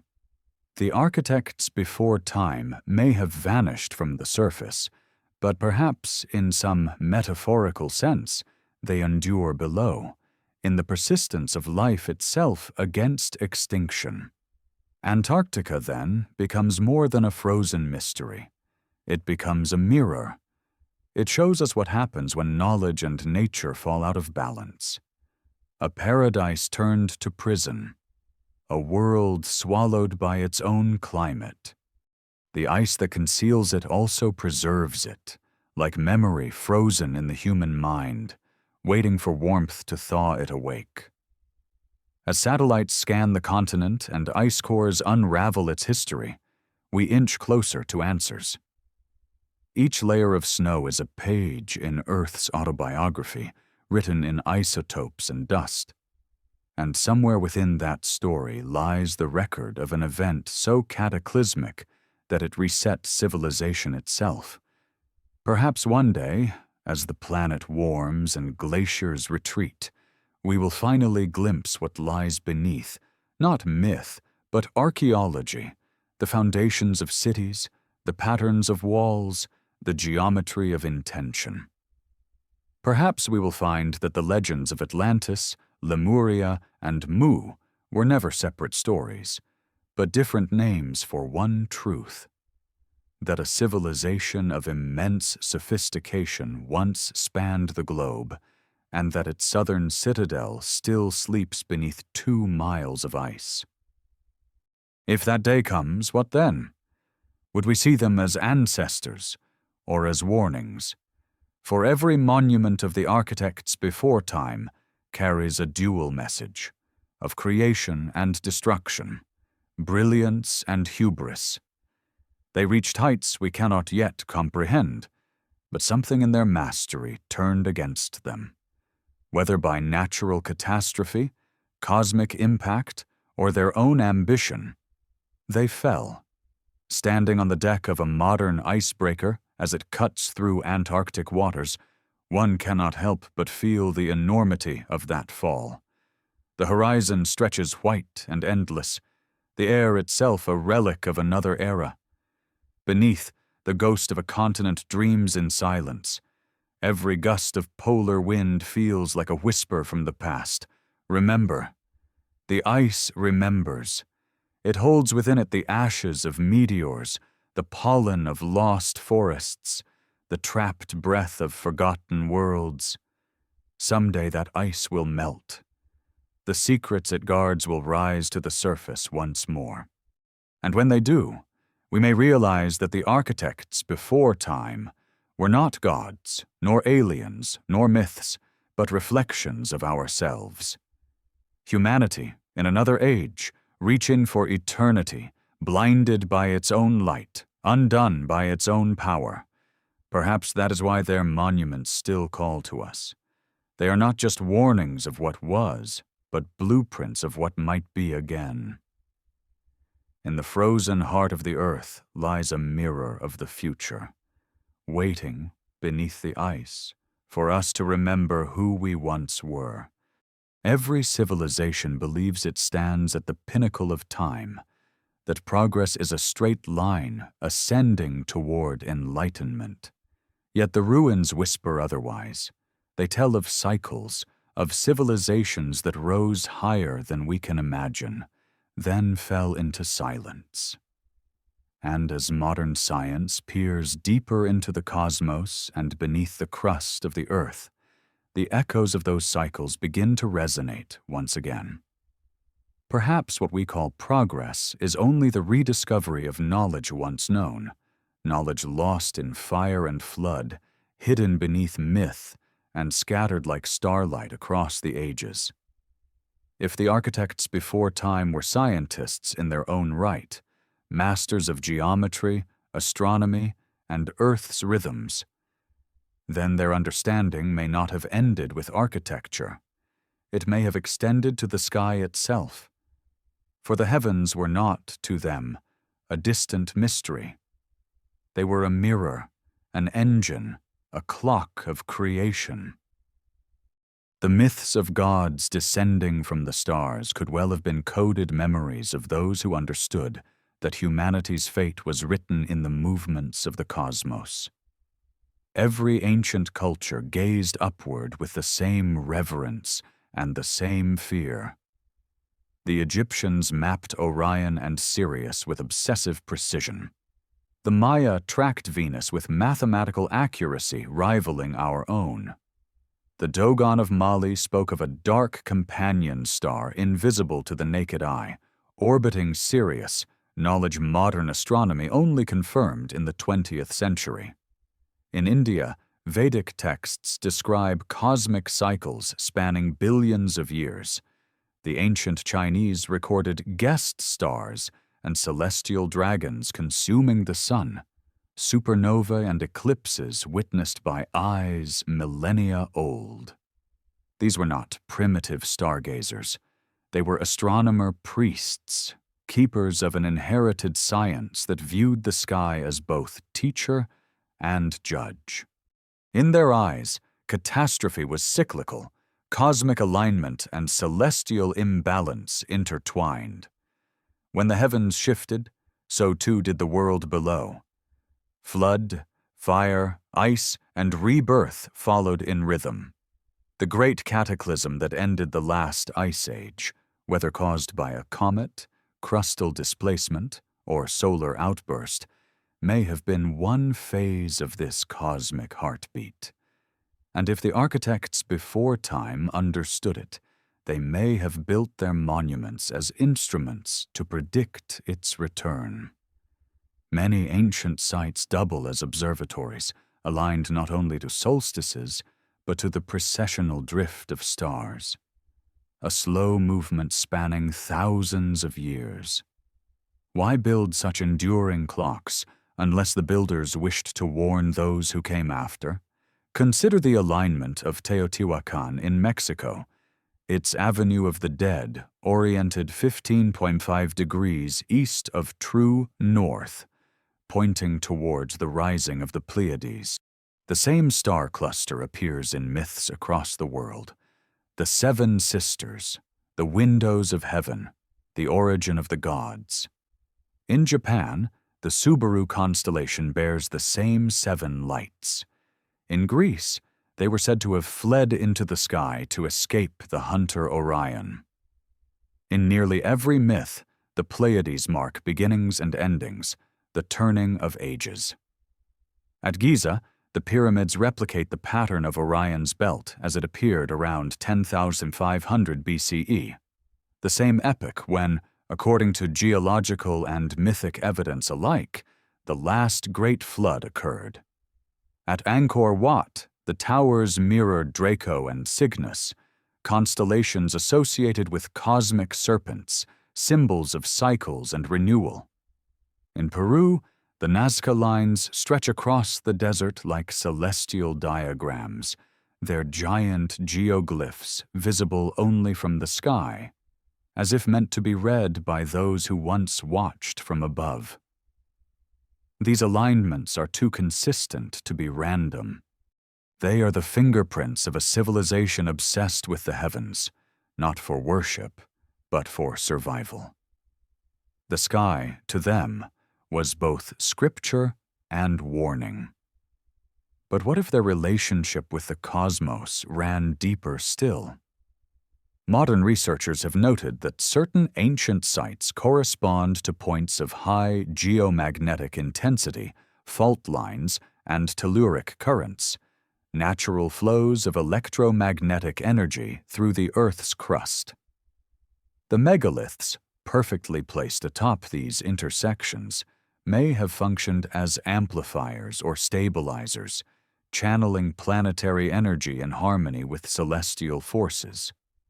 This marriage of heaven and earth, cosmic geometry fused with terrestrial resonance, suggests a level of scientific spiritual integration long forgotten. Imagine the earth as a living organism, pulsing with energy, its electromagnetic field breathing in rhythm with the solar wind. The architects before time may have tuned their monuments to these rhythms, harnessing them for healing, communication, or even propulsion. To them, the planet was not a resource to exploit, but an instrument to be played, and the stars were the sheet music guiding its song. Such ideas feel impossible, yet fragments persist. In ancient Sanskrit texts like the Vaimanika Shastra, there are descriptions of vimanas, flying vehicles powered by mercury vortex engines. The same concept appears in Sumerian myths of the Anunnaki, descending in fiery chariots, in Greek stories of gods traveling in airborne thrones, in Chinese accounts of dragons of light. Are these all poetic metaphors, or distorted memories of technology that blurred the line between science and myth? If the world before the flood achieved such mastery, then its fall was not simply an accident of nature, but an inevitability of imbalance. Every golden age carries within it the seeds of its own undoing. The same knowledge that elevates can destroy. In nearly every myth of cosmic catastrophe, there is a warning, humanity reaching too far, unlocking forces beyond its understanding. The Atlanteans, say the Greeks, grew arrogant in their power and drew the wrath of the gods. The Tower of Babel rose to the heavens and was shattered by divine confusion. Even in Hindu cosmology, the end of each yuga comes when humans forget their place in the cosmic order. It is easy to read these as moral fables, but perhaps they record something literal, the misuse of a technology tied to planetary forces. A civilization capable of manipulating energy on a global scale could, in theory, destabilize its own environment, shifting magnetic fields, altering weather, even triggering tectonic upheaval. If such an event spiraled out of control, it would explain the abrupt destruction of the pre-flood world and the global amnesia that followed. After the fall, the survivors scattered, carrying fragments of knowledge and memory. In their isolation, science became myth, and myth became religion. The watchers became gods, the engineers became angels, the astronomers became priests. What had once been technology was reinterpreted as miracle, yet within those myths, the clues endure. The Book of Enoch describes the sons of heaven descending to earth to teach humankind metallurgy, astronomy, and enchantment. The Sumerian texts tell of the Anunnaki imparting wisdom to humanity, then departing after the deluge.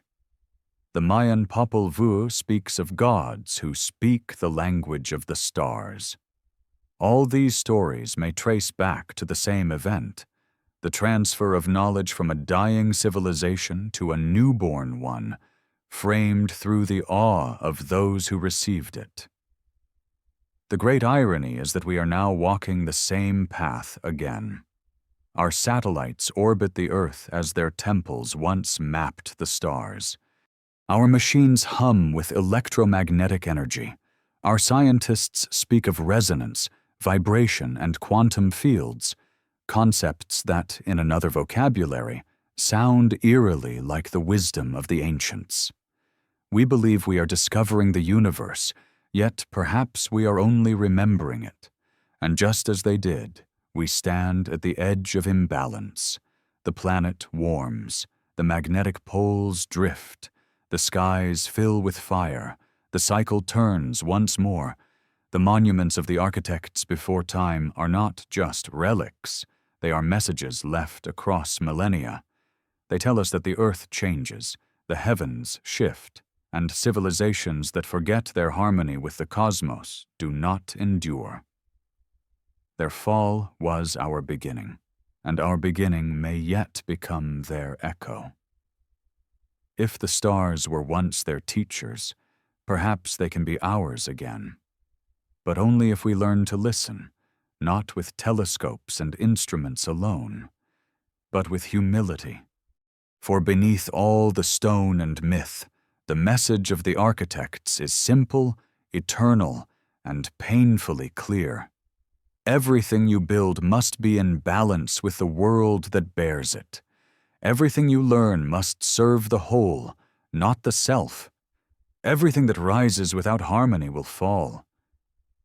As night falls across the deserts, jungles, and glaciers of our world, the ancient monuments glow faintly under the stars, the same stars their builders once watched.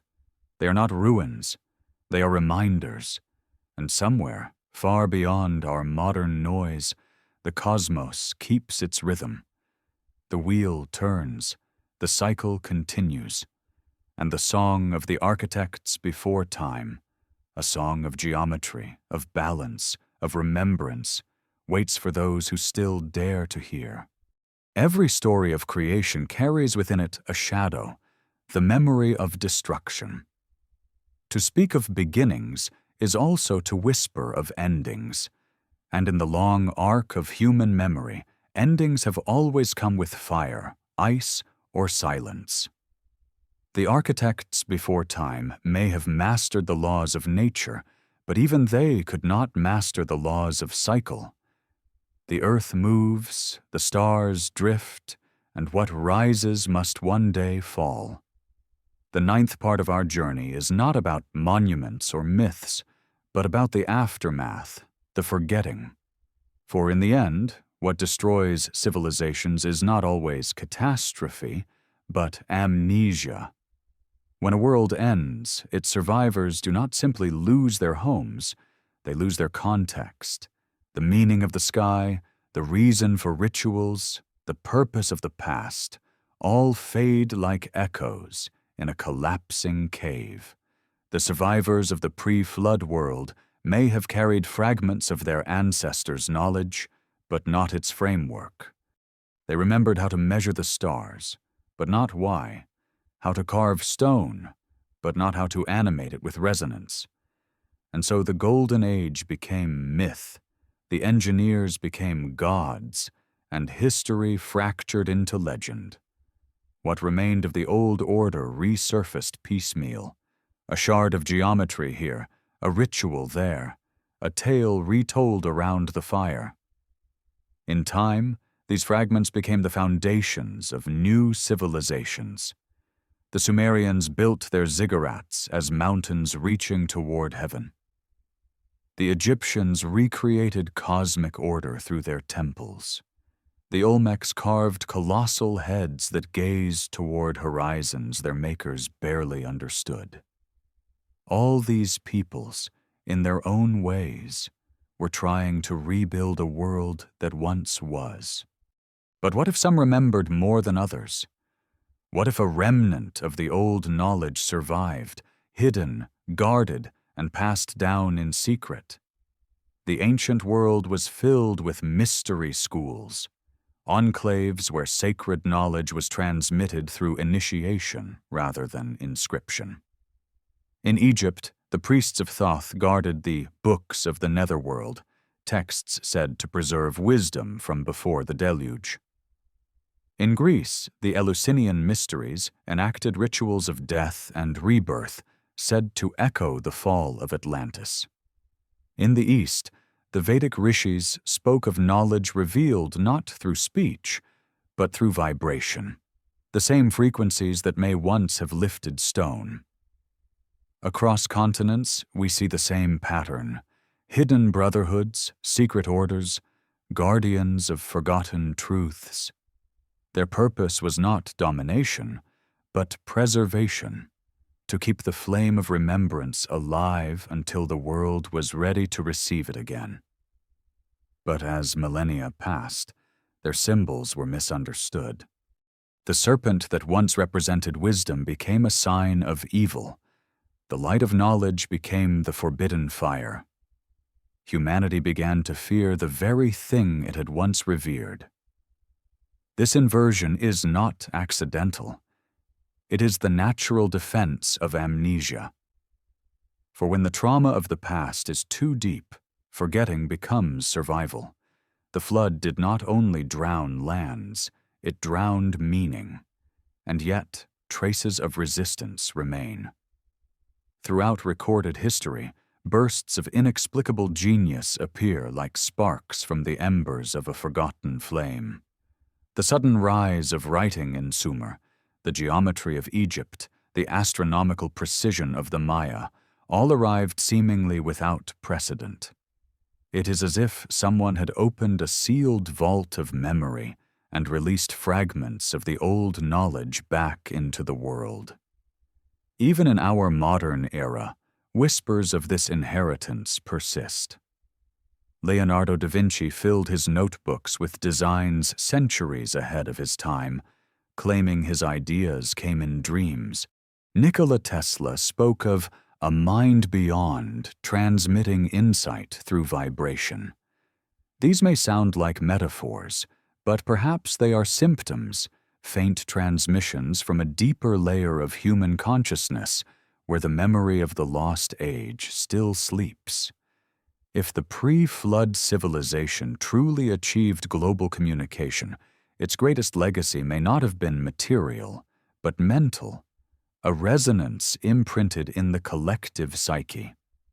Carl Jung called this the collective unconscious, a field of archetypes shared by all humanity. Myths of floods, gods, and cosmic cycles may not be inventions, but resurfacing memories of experiences buried deep within this shared memory. The symbols of this memory persist in every culture: the spiral, the serpent, the eye, the winged disc, the tree of life. These are not inventions of isolated tribes. They are the fossils of ideas carried across millennia like genetic code. The spiral is the path of energy. the serpent, the current of knowledge, the eye, perception, the tree, the axis between worlds. They all point back to a time when humans saw themselves not as separate from the cosmos, but as part of its living geometry. When that unity broke, the age of myth began. The gods of old withdrew, and humanity began to build walls between heaven and earth, science and spirit, matter and meaning. We traded remembrance for reason, wisdom for knowledge, harmony for progress. And though the towers we built rose high, the foundations grew thin. Yet perhaps this too is part of the cycle, the necessary forgetting before rediscovery, for no civilization can inherit wisdom it has not earned. The architects before time may have fallen because they reached too far too fast, wielding knowledge without humility. Our own age walks a similar edge. We split atoms, edit genomes, manipulate weather, and touch the stars. Yet we do so without understanding the deeper harmonies those actions disturb. We are the new architects, repeating an ancient pattern, convinced that our technology makes us gods. But the monuments of the past are still there, watching. They do not accuse, but remind.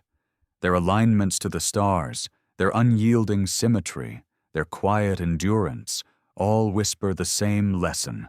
Power without balance collapses. Knowledge without wisdom destroys. Some researchers believe that the architects before time encoded this warning deliberately into their monuments. The Great Pyramid, for example, may serve as more than a tomb or observatory. Its dimensions, when scaled, correspond to planetary ratios and precessional cycles, a cosmic clock counting down to the next great change. The Mayan long count calendar, ending in 2012, may have marked not apocalypse, but renewal, the turning of another cycle in the great year. If these structures were designed as timekeepers, their builders were not warning us of the end, but reminding us of the rhythm. The earth itself moves to that rhythm. Every 26,000 years, the precession of the equinoxes completes a full circuit, altering climates, coastlines, and consciousness. We live at the dawn of a new cycle now. The magnetic poles drift. The Schumann resonance fluctuates. The balance of the planet trembles. Perhaps the old world fell during the last turning, and we stand at the next. In this sense, remembering the architects before time is not nostalgia, but necessity.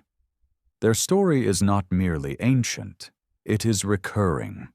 We are the continuation of their experiment, the next iteration of their dream, or their warning.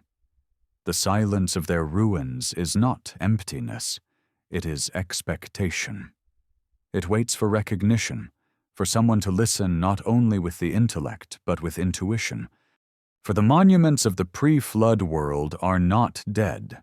They are alive, vibrating faintly with the same geometry that shapes galaxies and DNA alike. To touch them is to touch the continuity of consciousness itself. In the deserts of Egypt, the jungles of Cambodia, the plateaus of Peru, the ruins endure, their purpose forgotten, their builders unknown. And yet, standing among them, one feels a strange familiarity, as if remembering a dream long forgotten. Perhaps that feeling is the true inheritance of the architects before time, the quiet knowing that we have been here before, that we are part of something vast, cyclical, and alive. What if the end of their world wasn't the destruction of civilization, but the beginning of ours? What if we are not merely their descendants, but their reincarnation, consciousness reborn into new form, still haunted by the memory of the stars? The flood, then, becomes more than a catastrophe. It becomes initiation. The loss of the old world was the birth of awareness. In forgetting, we learned to remember again. In falling, we learned to rise. The story of the architects before time is not finished. It continues in our machines that echo their geometry, in our science that rediscovers their laws, in our art that reaches toward their transcendence. We build satellites where they built pyramids, but the impulse is the same: to touch the infinite, to leave a message for the future, to prove that we once understood our place in the grand design. And perhaps one day, long after our own age has fallen and our cities have turned to dust, someone else will unearth the remnants of our world and ask the same question we now ask of them: who were they? What did they know? And why did they vanish? The answer will be the same one written in the stars and whispered by the stones. Nothing is lost. Everything returns. The builders are never gone. They only sleep, waiting for the next dawn of memory. And as the night deepens around us, as the sky fills once again with strange lights and shifting constellations, we may finally begin to awaken. Not as the last children of a dying age, but as the first architects of the new one. Every myth begins as a mirror. What humanity sees in that mirror changes with each age: gods in one era, ghosts in another, science in ours, but the reflection is always the same. Beneath every story of creation and catastrophe lies a single question: what are we remembering? The 10th passage in the story of the architects before time begins with that question, and with a realization. The search for their civilization has never been about ruins or relics. It has always been about ourselves. For what if the lost world we seek is not buried under stone, nor entombed beneath the ice, but within the architecture of the human mind? Perhaps the greatest monument of that ancient age is consciousness itself, the spark that looks upward and wonders. In every generation, this spark rekindles, searching the heavens for a home long forgotten. The ancient builders may have called it divine fire. We call it curiosity. Yet both describe the same yearning, the hunger to understand where we come from and what we lost. In the wake of the flood, when the survivors of the old world wandered through desolation, they carried with them not only memories, but instincts, traces of a deeper intelligence encoded into the human story. Slowly, over millennia, these instincts resurfaced as myth and intuition. Civilization rose again, but it was guided by the ghost of its own past. The great cities of Sumer, Egypt, and the Indus Valley did not emerge from ignorance. They emerged from remembrance. Archaeologists call it sudden emergence. Historians call it civilizational leap. But perhaps it was neither. Perhaps it was reawakening. The farmers of the Fertile Crescent, the architects of Uruk, the astronomers of Babylon, all may have been unconsciously channeling patterns remembered from before the deluge. They rebuilt what they could recall, imperfectly, like children reconstructing the memory of a dream. And through that dream, the essence of the architects endured. Even today, we repeat their patterns. Our skyscrapers rise like pyramids of steel and glass, reaching for the heavens, as if compelled by a forgotten instinct. Our satellites trace orbits once marked by stone observatories.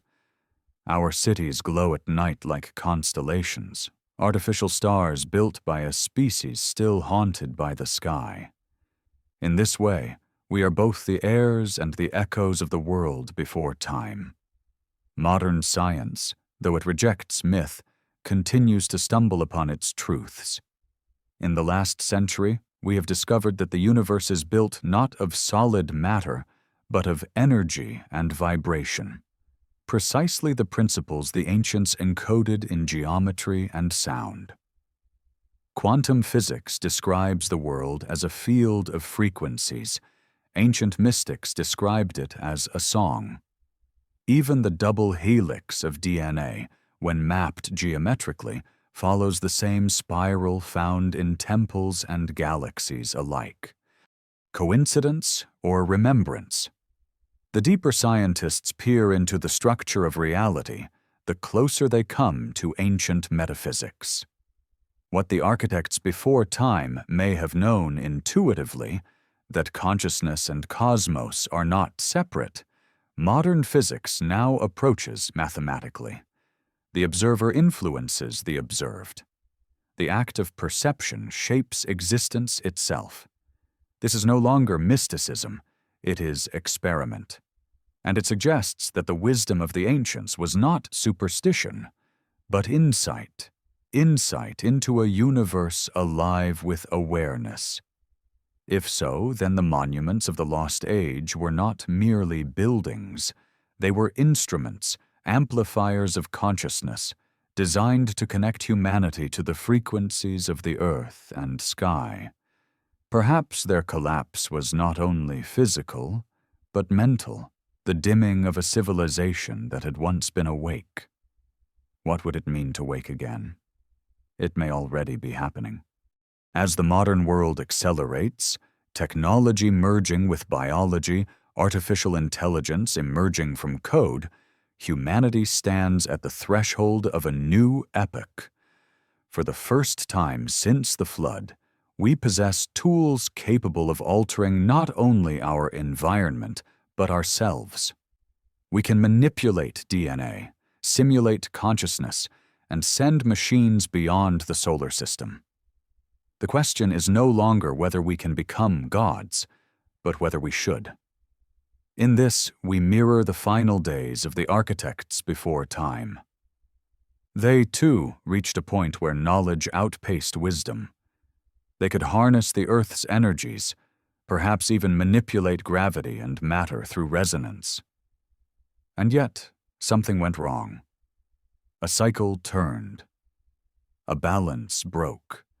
Whether by hubris, cosmic accident, or natural rhythm, their world fell. And now, millennia later, we stand at the same precipice, the same song building toward its next crescendo. Perhaps that is why the old monuments still speak to us, why, across oceans of time, their silence feels alive. They are not simply memories of the past, they are reminders of what always returns. Progress without purpose leads to ruin. Power without reverence leads to silence. The flood was not punishment, it was correction. The earth rebalanced itself. The architects before time became the foundation upon which we now stand. Yet even in their fall, they achieved something extraordinary, immortality through transmission. The geometry they carved into stone outlasted their flesh. The harmonics they built into chambers still hum when struck. Their myths became ours. Their questions became our science. Their memory became our imagination. The civilization we call lost is not gone. It is folded within us, waiting to unfold again. And perhaps that is the true meaning of the flood. Not the end of civilization, but its transformation. A cleansing, not of humanity, but of hubris. Every great cycle begins with destruction and ends with renewal, winter yielding to spring, night giving way to dawn. The deluge was humanity's nightfall. What followed, our history, is the long, slow dawn, but dawn carries its own danger.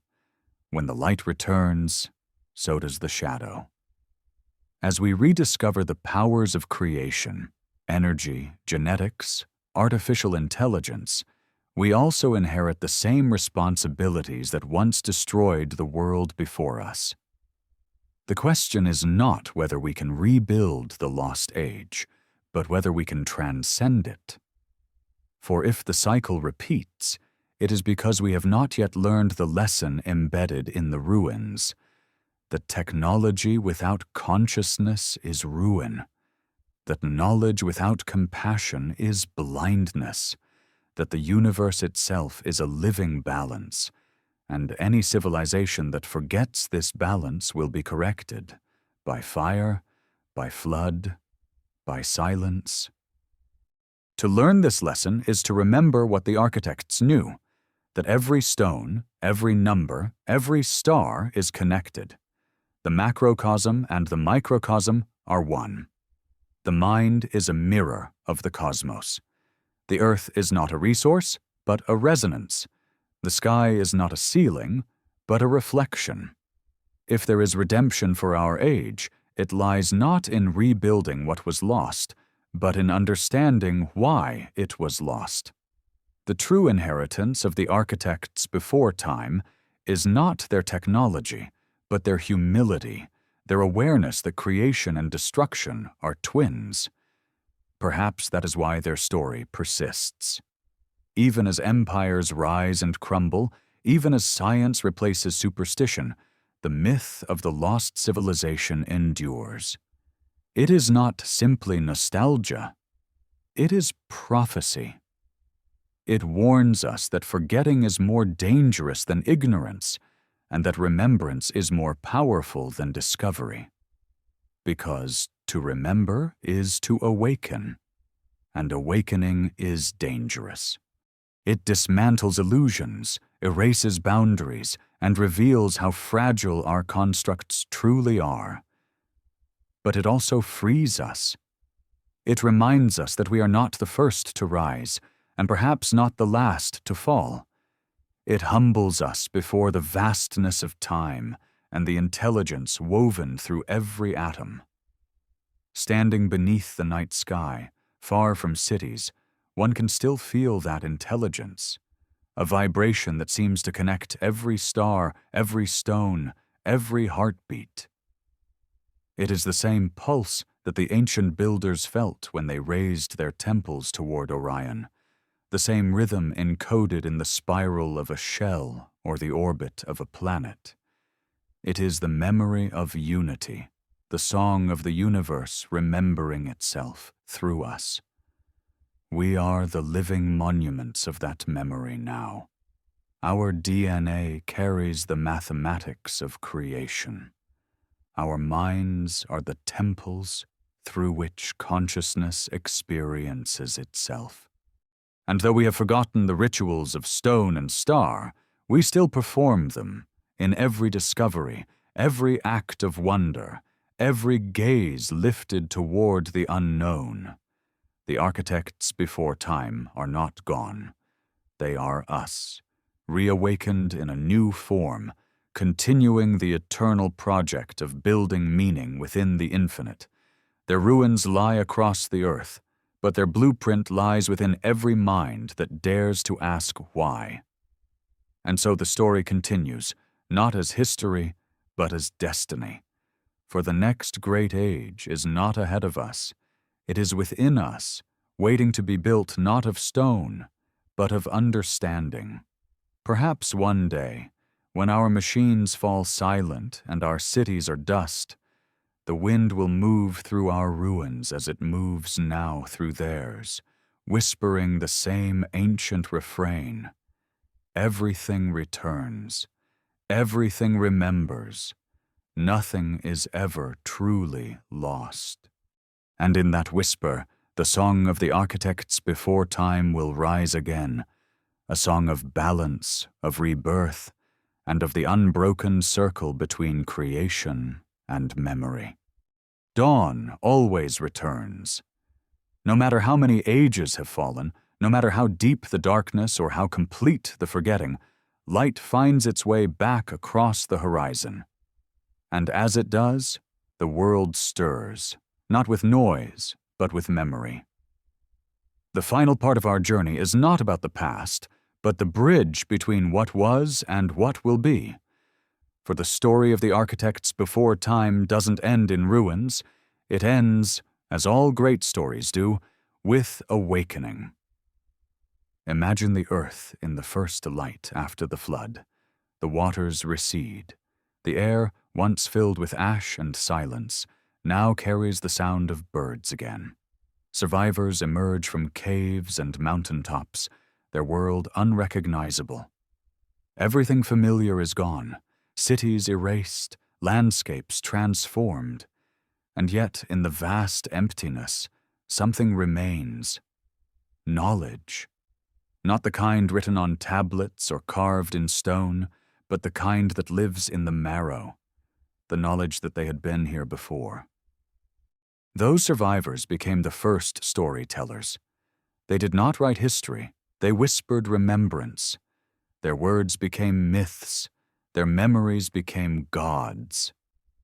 In that fragile beginning of a new age, they planted the seeds of everything that would follow. The spark of language, of geometry, of sacred order.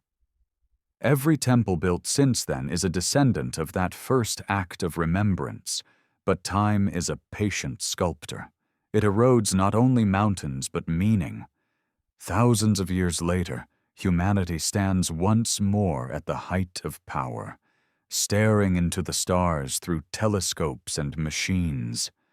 We call ourselves modern, yet we are surrounded by the ghosts of an older intelligence, their monuments, their mathematics, their mysteries woven into our own progress. We are not separate from them, we are their continuation.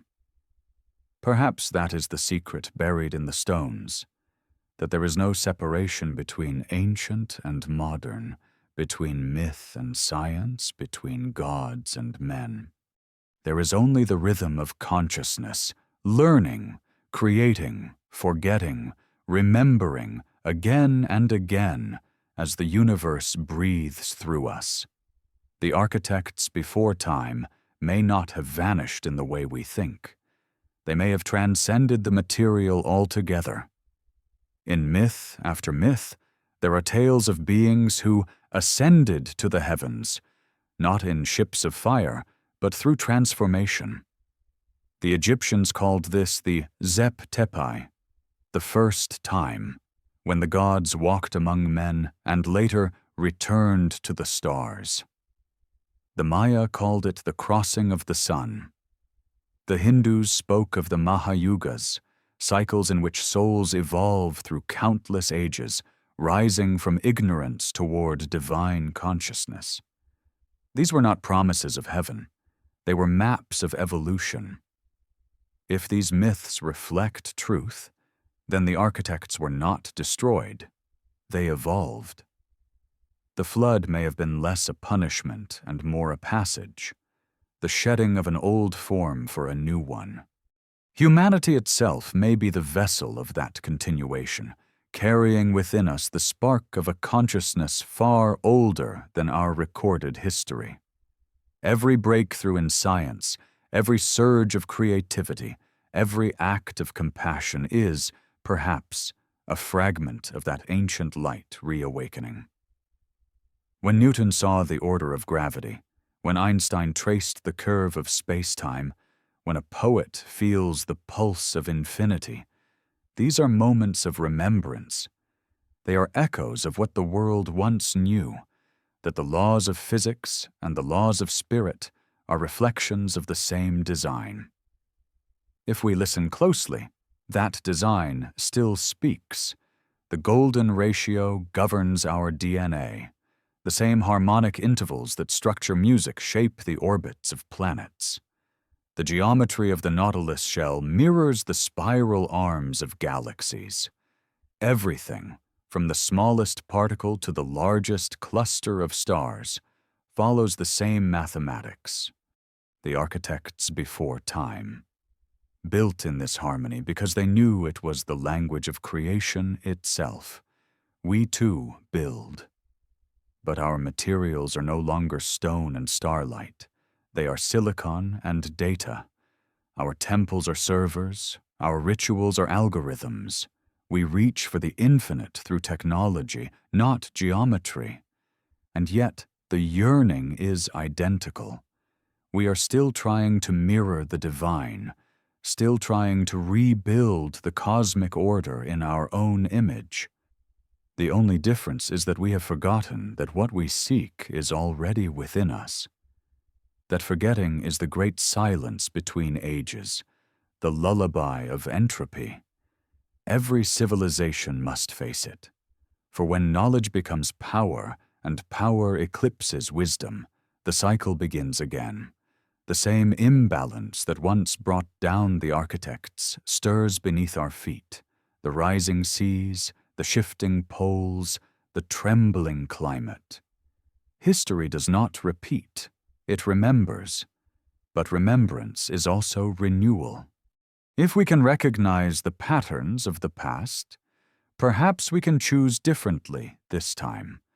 The monuments of the old world were messages, not warnings. They were designed to teach, not to terrify. The Great Pyramid's proportions encode the speed of light. The Sphinx faces the equinox to remind us of balance. The temples of Angkor mimic the heavens to remind us that what is above must remain in harmony with what is below. These were not superstitions, they were instructions, blueprints for equilibrium. The architects before time did not build to dominate nature. They built to align with it. Their temples breathed with the earth's frequencies. Their cities echoed the movement of the stars. If we could remember that harmony, if we could rebuild not through conquest but through cooperation, we might finally fulfill their purpose. Maybe that is the meaning of their silence. They are not gone. They are waiting, watching to see if we can pass the test they could not. The test is not technological, it is spiritual. It is whether we can wield creation without destroying ourselves, whether we can rise without forgetting the ground beneath us. If there is a hall of records, as the myths claim, a vault buried beneath the sands of Giza or the ice of Antarctica, perhaps it will not open with machines, but with consciousness. It will open when humanity reaches a frequency of awareness equal to that of its builders.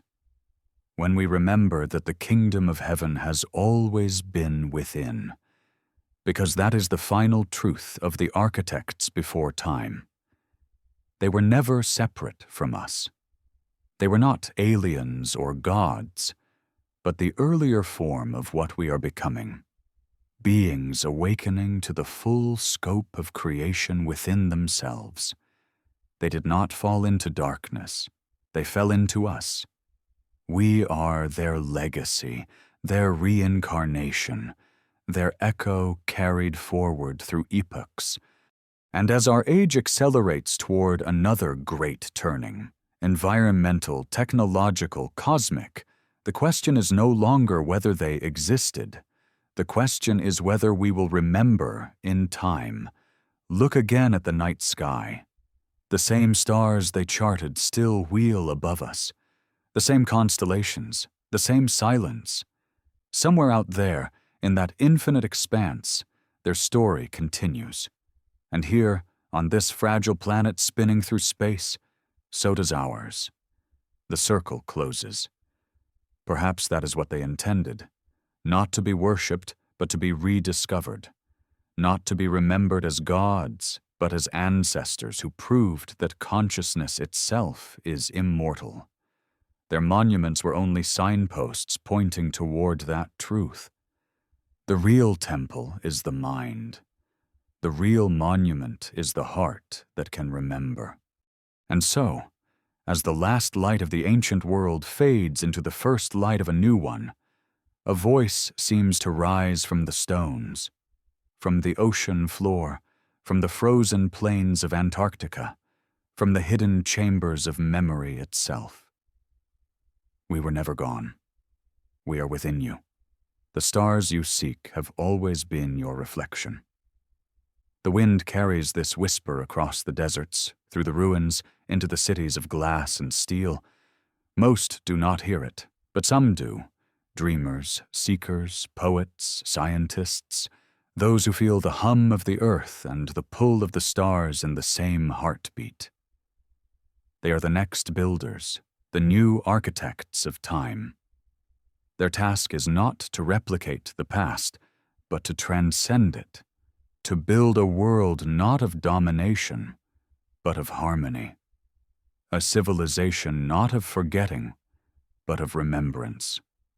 When that day comes, the cycle will turn again, not through destruction but through awakening. The floodwaters of the past will become the rivers of renewal. The lost age will no longer be myth, but mirror, and humanity will finally understand what the architects before time always knew, that the universe is alive, that creation is conscious, and that the builders never die. They simply awaken through us.